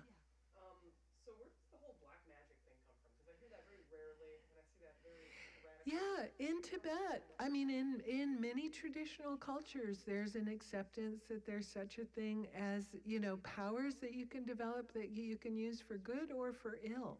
And there's a story of the great yogi Milarepa who learned black magic, before he became a Buddhist, and this great Buddhist, he went and studied with a sorcerer to learn how to do spells on his relatives that had cheated his family out of their inheritance. So it's something that's just completely accepted, not just in, Asian countries, but really any traditional culture, is this idea that, there's certain powers that can be developed. We're sort of brainwashed by scientific reductionism, often in Western science to say, oh, none of that's true. But most people in traditional cultures will be, oh, yeah, it sure is true, so that's why it shows up often in these kind of things. Yeah. But hopefully we're not in much danger of being sorcerers of black magic and destroying towns. So I think we're off the hook with that one. Then the next one, teaching emptiness to those who are not prepared. Okay, so this is interesting. And when I really take this seriously when somebody asks me to teach a course on emptiness, on the ultimate nature of reality, that I start with the Four Noble Truths and especially teach cause and effect, teach karma before I'm going to teach emptiness to a group where I don't know them, I don't know what their background is. Because as many of you were here last weekend when we did that class, emptiness is so easily and so dangerously misunderstood to mean, oh, everything's empty so I can do whatever I want. Oh, anything can be anything, great, I can just do whatever I want. Really, really dangerous views of emptiness. There's also a way that you can teach emptiness that freaks people out. You kind of teach it like the black hole way of teaching it, of like, oh, there's emptiness, woo, and the goal of the path is to like merge with emptiness, and it can freak people out and make them give up the path. So the danger of this is that you teach emptiness to people who haven't studied the basic teachings. They're going to get a misunderstanding, especially of things like cause and effect and what emptiness really means, and that it really does mean, that cause and effect is even more important than you thought it was, because it's actually even creating your reality and your experience. So you're teaching it in a wrong way. And especially if there's, they're on the path, they're sincere about the path, especially if they're trying to be on the path and generate bodhicitta, and you freak them out and they give up. That's the big danger of doing this. Now, if you've checked the person carefully, if you think that they're ready for these teachings and that ends up happening, even though you really have checked, you're not at fault, right? So it's almost deliberately doing it in a way that's kind of irresponsible, incomplete teachings that ends up having that effect on people. Any questions about that one? Yeah.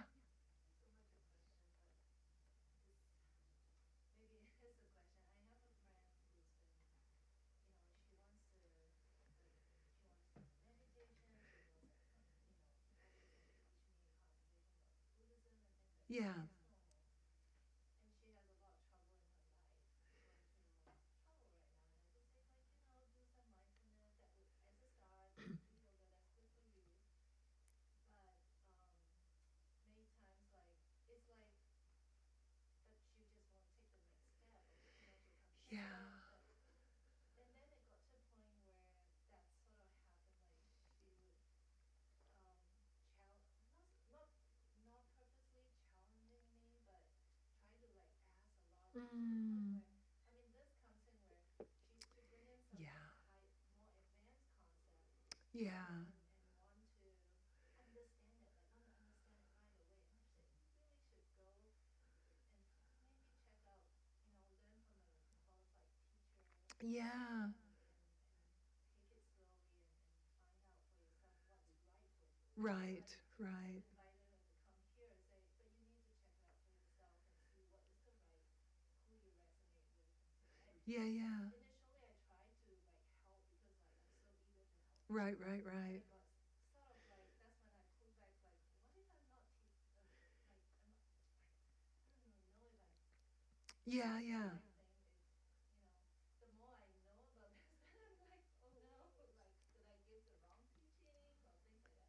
So it's kind of, I guess I'm just sharing, And I but I think, don't know what to do. I feel yeah. so bad because I want to help her, Sure. Yeah. Yeah. Yeah. like, And I think it's you're, not that you want to help, but then but you don't realizing know what's what your to do. capacity now.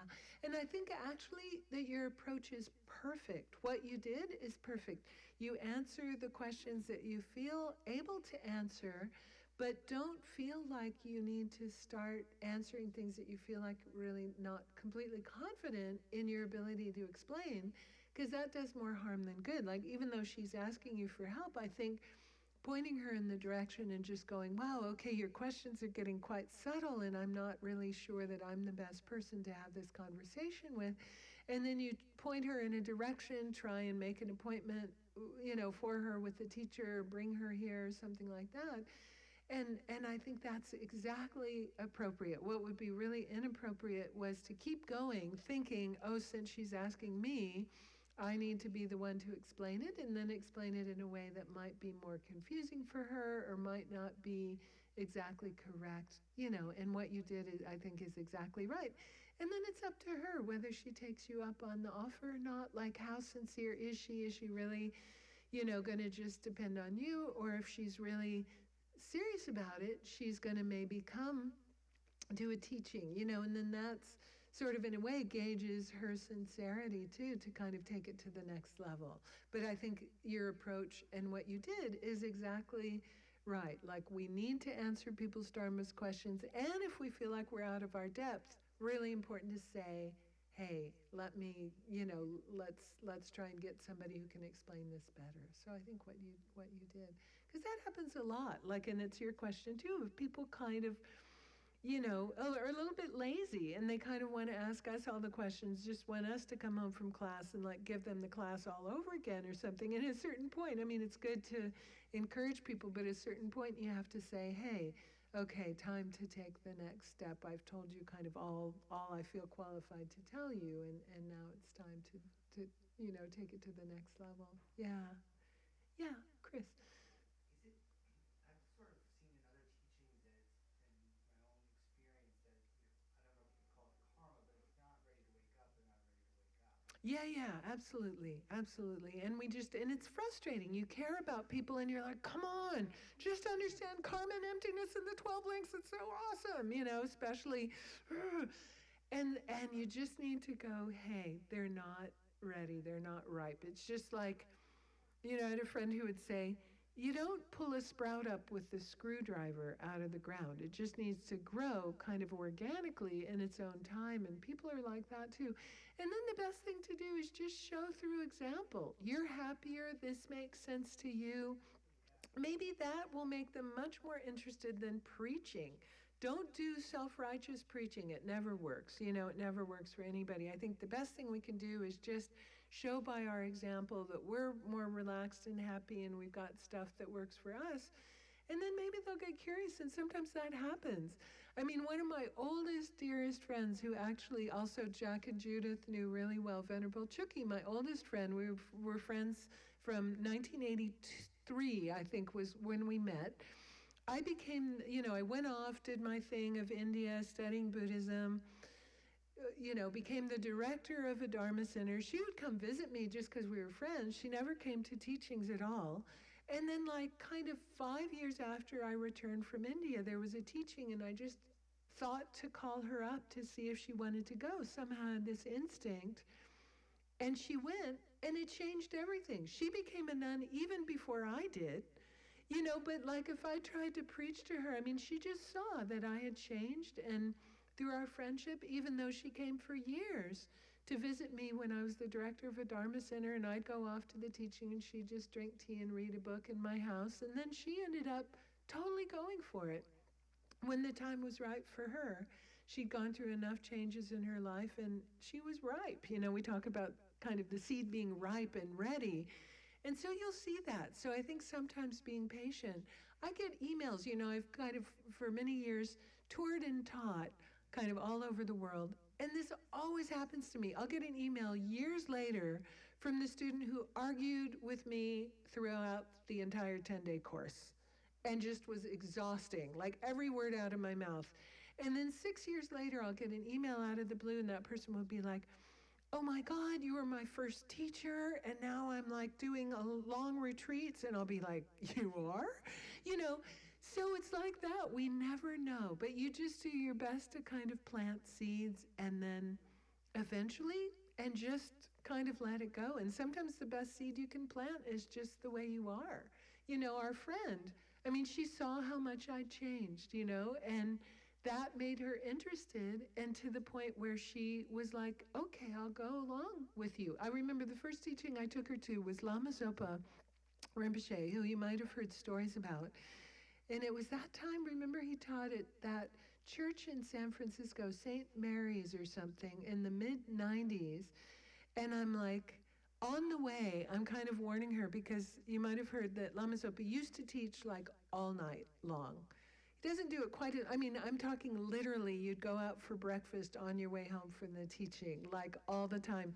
And I remember that night I'm taking her, and I'm like, okay, this is going to be a long night, and I just need to explain to you a little bit about the way he teaches. And I said, it's kind of like a guided meditation. He keeps talking about the same thing from different angles for hours. It's not a linear thing. I mean, he does not do what I do with the boom, boom, boom, and the chart, and the three of this, and then, so I go, just kind of just kind of hang out in that space, because we're in California, I could talk like that. It's just hang out, and he's going to create this thing.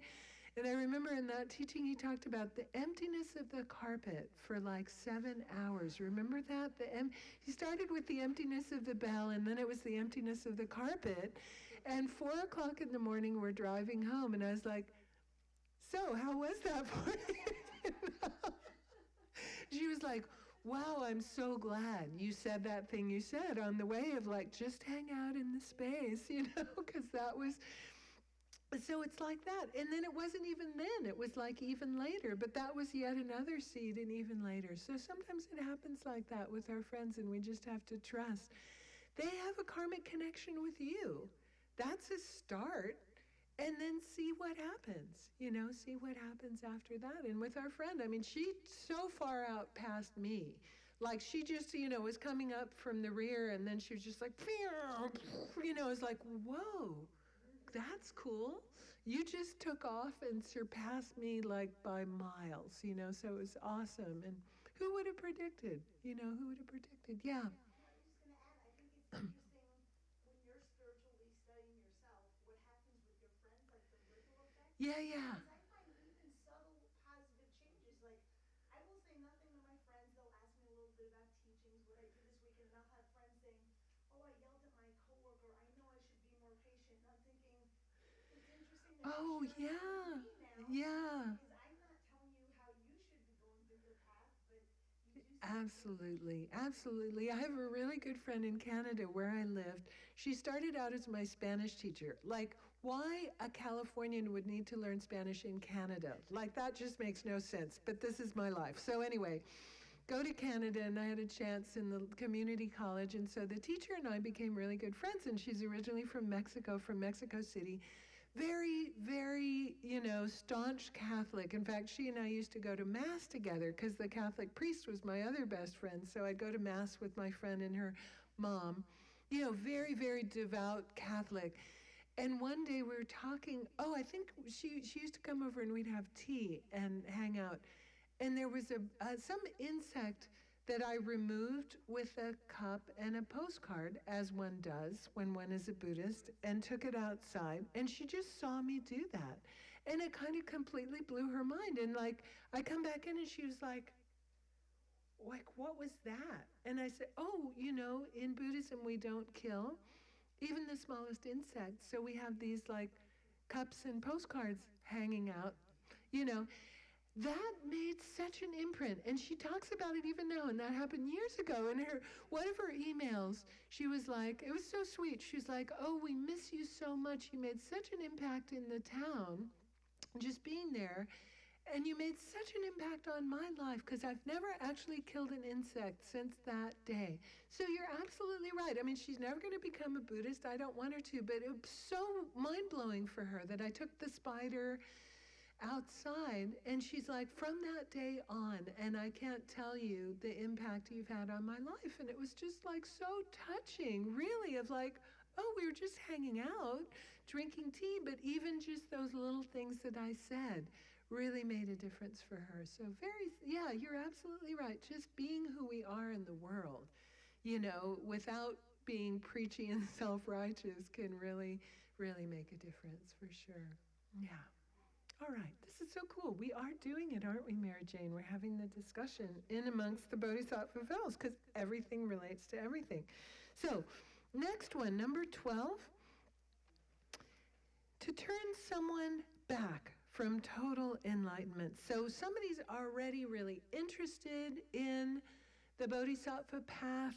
Maybe they've even taken Bodhisattva vows already, or they're already really interested in this idea of full enlightenment for the benefit of all beings, and you discourage them from that path by saying, it's actually a lot harder to become a Buddha than just to become liberated. The 6 perfections are really hard, especially concentration and wisdom. Maybe you've bitten off a little too much. Maybe you need to back off a little bit. Maybe just give up this whole full enlightenment thing and go back to the path to liberation, right? So you're trying to discourage somebody from kind of signing on for the whole path to enlightenment. So again, that might not be something that we have a tendency to do, but you do have to, we were talking last night about the vow of encouraging others' virtue, and you can do that very subtly. And we said last night, we used the example of somebody's going to do a day-long silent retreat, and they're so excited because they've never done anything like that in their life, and they come to you and tell you that they're going to do that, and you're like, oh, well, that's nothing. I mean, just wait till your first 10 days silent retreat. And then they just feel like their efforts are pathetic. So there's ways that we can accomplish this just by being kind of demeaning about the efforts that they're making. So it's really important not to be, we talked about pride a minute ago, not to let your Dharma efforts make you proud and haughty to the point where you can actually discourage other people from whatever level they're ready for. Just say, that's awesome. I mean, my friend, just not killing the insects. I was so proud of her.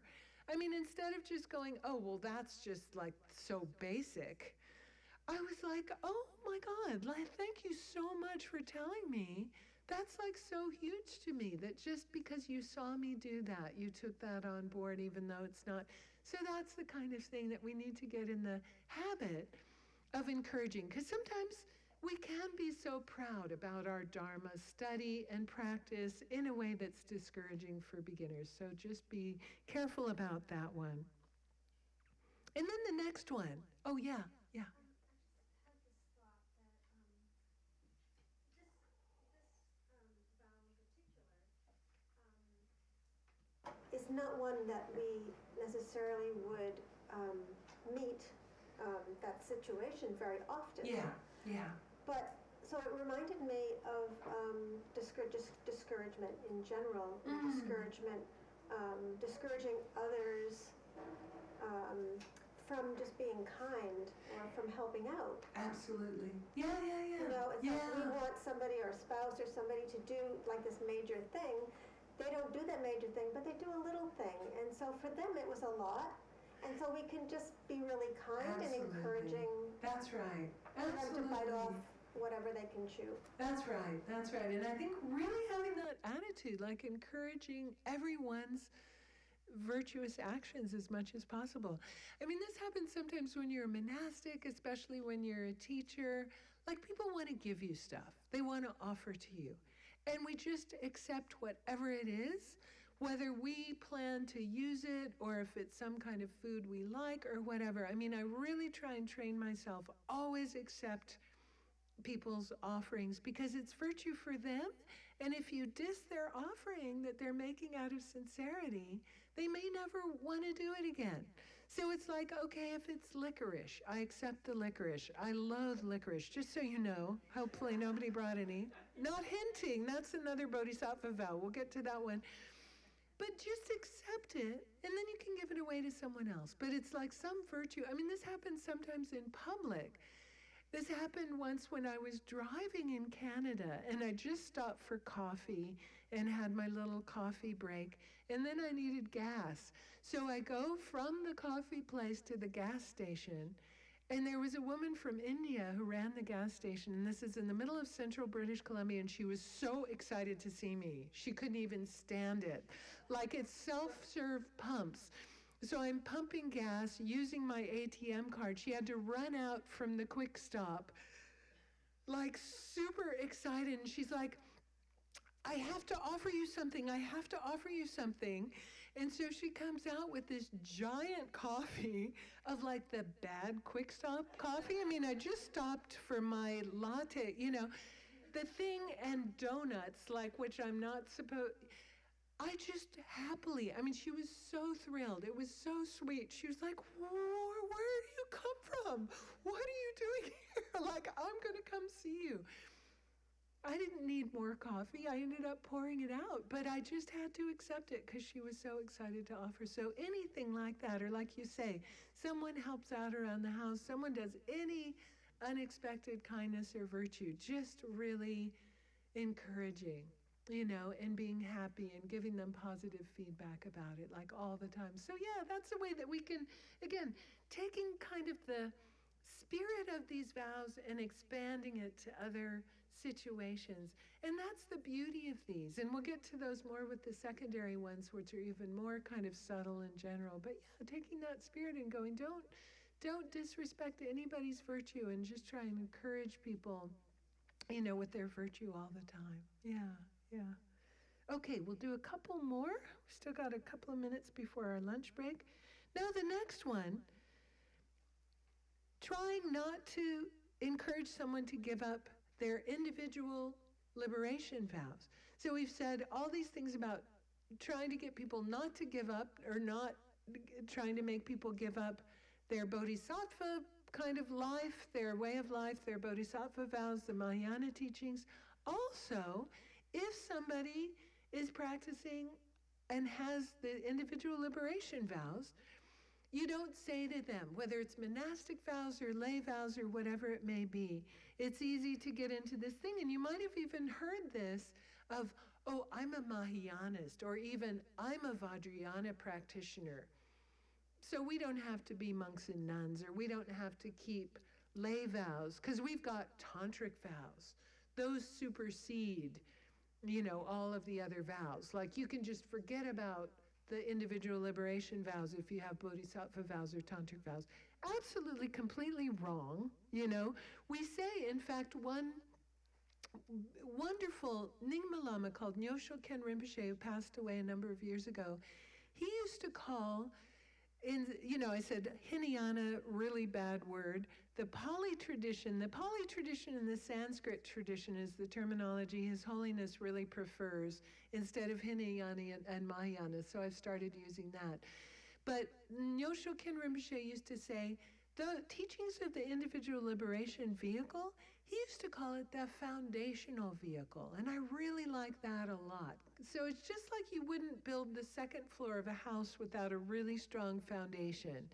You don't practice the Bodhisattva path and the Vajrayana path without a really strong foundation in, just that morality that's taught in the individual liberation vehicle, avoiding the 10 non-virtues, the lay vows, the monastic vows. So this would say you're trying to convince people to give up that level of vow by saying, oh, you don't need to worry about all of that. You're a great bodhisattva now.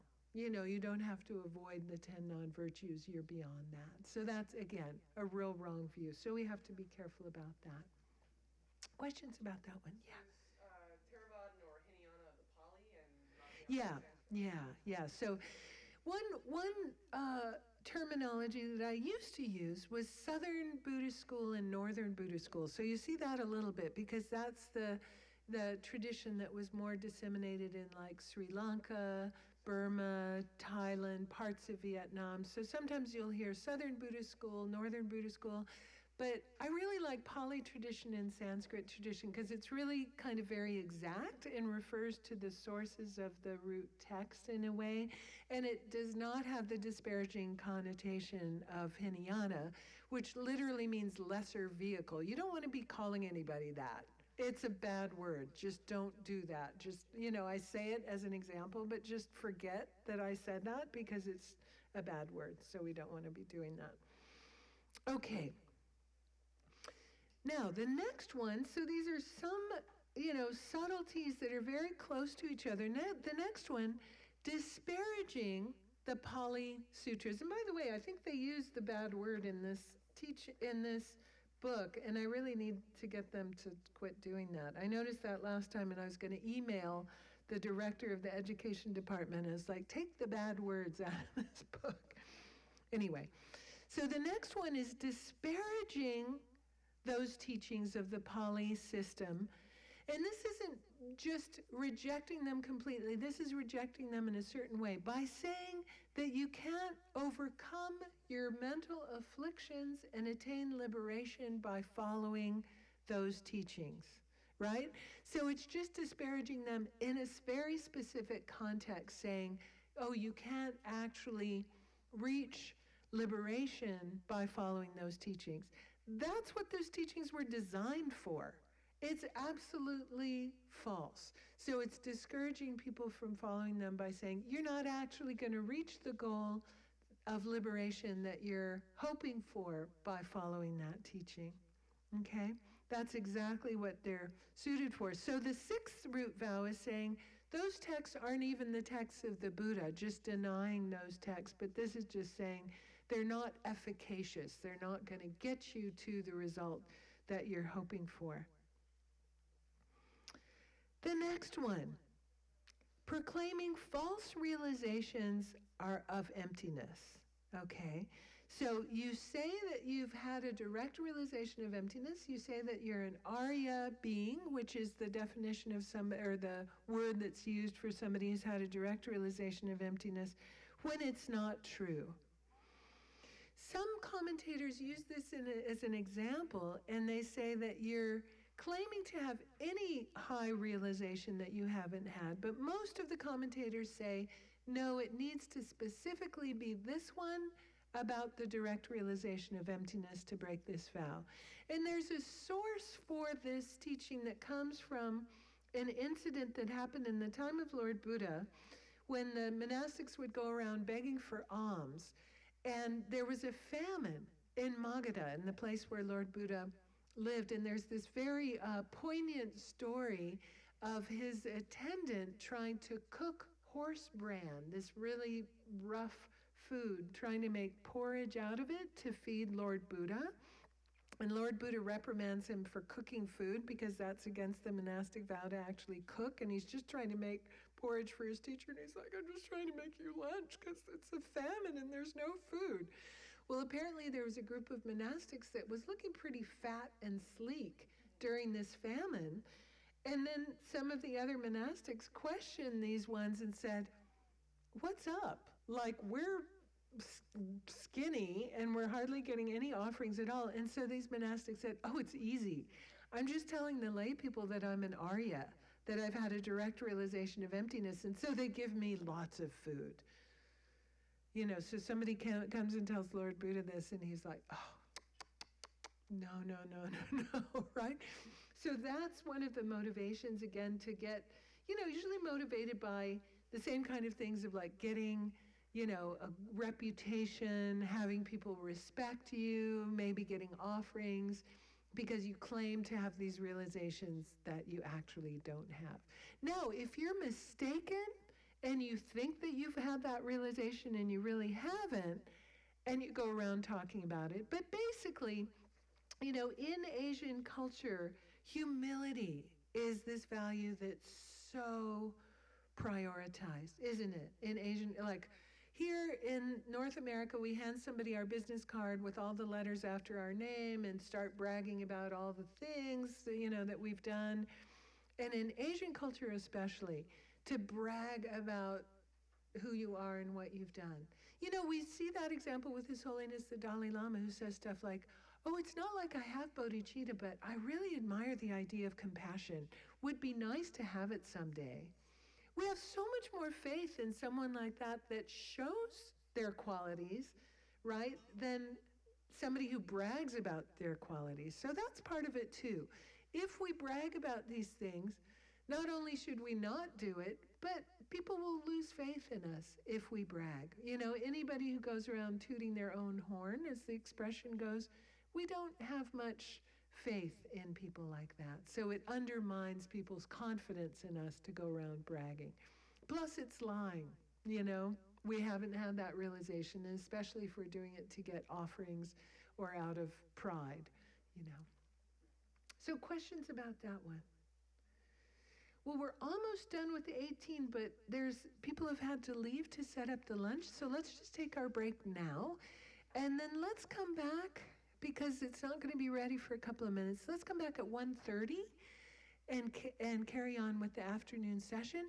We'll finish the root vows, and then what we're going to do is talk about how to break them, how to damage them without breaking them, and what to do about both of those circumstances. There's something called the 4 binding afflictions that are necessary to actually completely break your vows so that you've lost them. We'll talk about what those are and talk about that a little bit, and then we'll go into the secondary ones with the rest of the time that we have this afternoon.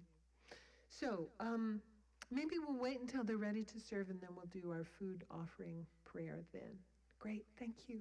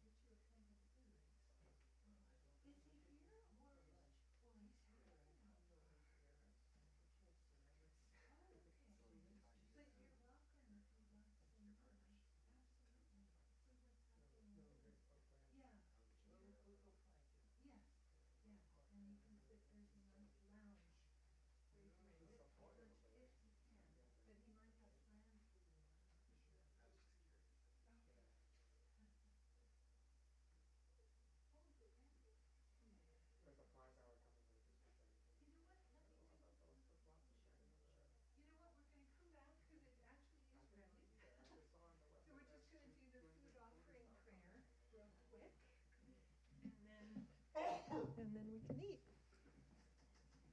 All right. anybody know the 97. page? 97. Okay. 95? Ah, 95? same thing as. Okay. Okay, so we'll do the food offering. Oma ahum, Oma ahum, Oma ahum. The Guru is Buddha, the Guru is Dharma, the Guru is Sangha also. The Guru is the creator of all happiness. To all Gurus I make this offering. To the Supreme Teacher, the precious Buddha, to the Supreme Refuge, the precious Dharma, to the Supreme Guides, the precious Sangha, to the Triple Gem, the objects of refuge, I make offering. May we and those around us in all future lives never be separated from the three jewels, continuously make offerings to the three jewels, and receive the inspiration of the three jewels. All right. Bon appetit.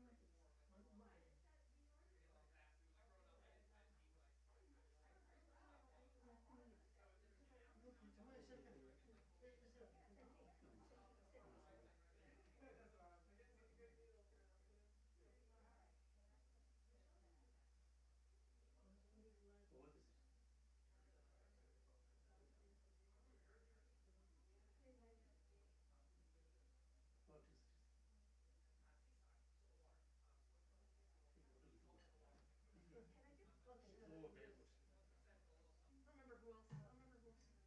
Okay, so it was you and Michelle. Yeah, Michelle. Yep. Myself. I remember a guy named Dennis, a bigger guy named Dennis. He's been around here. Right. Chen. The guy Mark. Remember who came up when we requested? Yes. Yeah.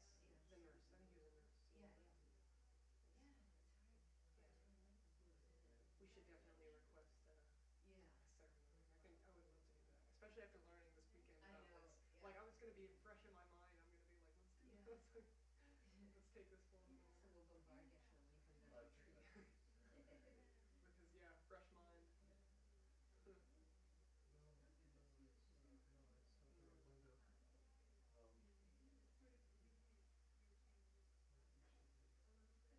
I'm thinking about potentially ordaining one day, so No way. I want to work my way up. Yeah. Yeah. I've been thinking about it for like a year, but like every time I come to a teaching, it's just like I feel like a stronger pull, and it's like scary because I feel this way, and but like it's very conflicting because yeah, it's there's something awesome about it, but it's also a little scary just because it's kind of like somewhat I guess taboo a little bit in our culture and society. But I feel such a strong pull towards it, Like, do you you know. want to have support from your family? I think I would. I'm in a long-term relationship. I'm with my girlfriend for like 6 years, so I mean, she knows I'm interested in potentially ordaining one day. So she's a little like, it's just there's so many issues, and but I feel such a strong pull, and I can't like deny it. You know, like it's Have you strong ever for me. talked to Nick about? I have not. I haven't really talked to anybody like formally about it. It's just something I've been. The reason I I bring should up though. Nick is because Who's Nick? Nick Rivers, he's founding the East Center here. Really? Yeah. Oh, I didn't know that. In fact, keep him on the calendar because I think he's going to be doing some of the teachings, upcoming teachings. He was he's a medical doctor. He's also He's a medical doctor? yeah, he's married to Wendy, you know, Wendy Cook who does yoga. That's Wendy. Oh, really? Yeah, so he might be interesting because he was a Yeah. monk for I think 12 years or something like Yeah. that. And he said he would rather be a good lay person than a bad monk. Yeah. I mean, Apparently that's somewhat of a common practice for Westerners is that they like robe and then disrobe after like 5 to 10 years yeah, for yeah, some reason. I mean, obviously it's not encouraged, but like for some reason Westerners tend to yeah. do that. It's strange, but So it's something I'm very, very interested in. he's got a really interesting perspective. A medical doctor. Yeah, like I was here 2 weeks ago when we had that little like guest teaching from a monk Oh who yeah. ordained recently. I think he started here actually in Yeah, yeah, Kurukulla. He was one of the coordinators, and he yeah. became a monk, and now he's studying at Sergey. And he gave this wonderful like talk about what it's like, and like it just sucked me right in. Like, Cool. and I mean, I was thinking about it for like a year before that, but like that talk was really good too. Listening to it. This lady that told us about it, she's so weird. You know, he's like, I was so complicated at this point. You know, he's practiced. That's the thing. I feel like it's something I need to do, but like it's conflicting. Like there's so many other things going on, like moving parts. But like honestly, it might just be the best thing anyway. You know, like. Oh, yeah.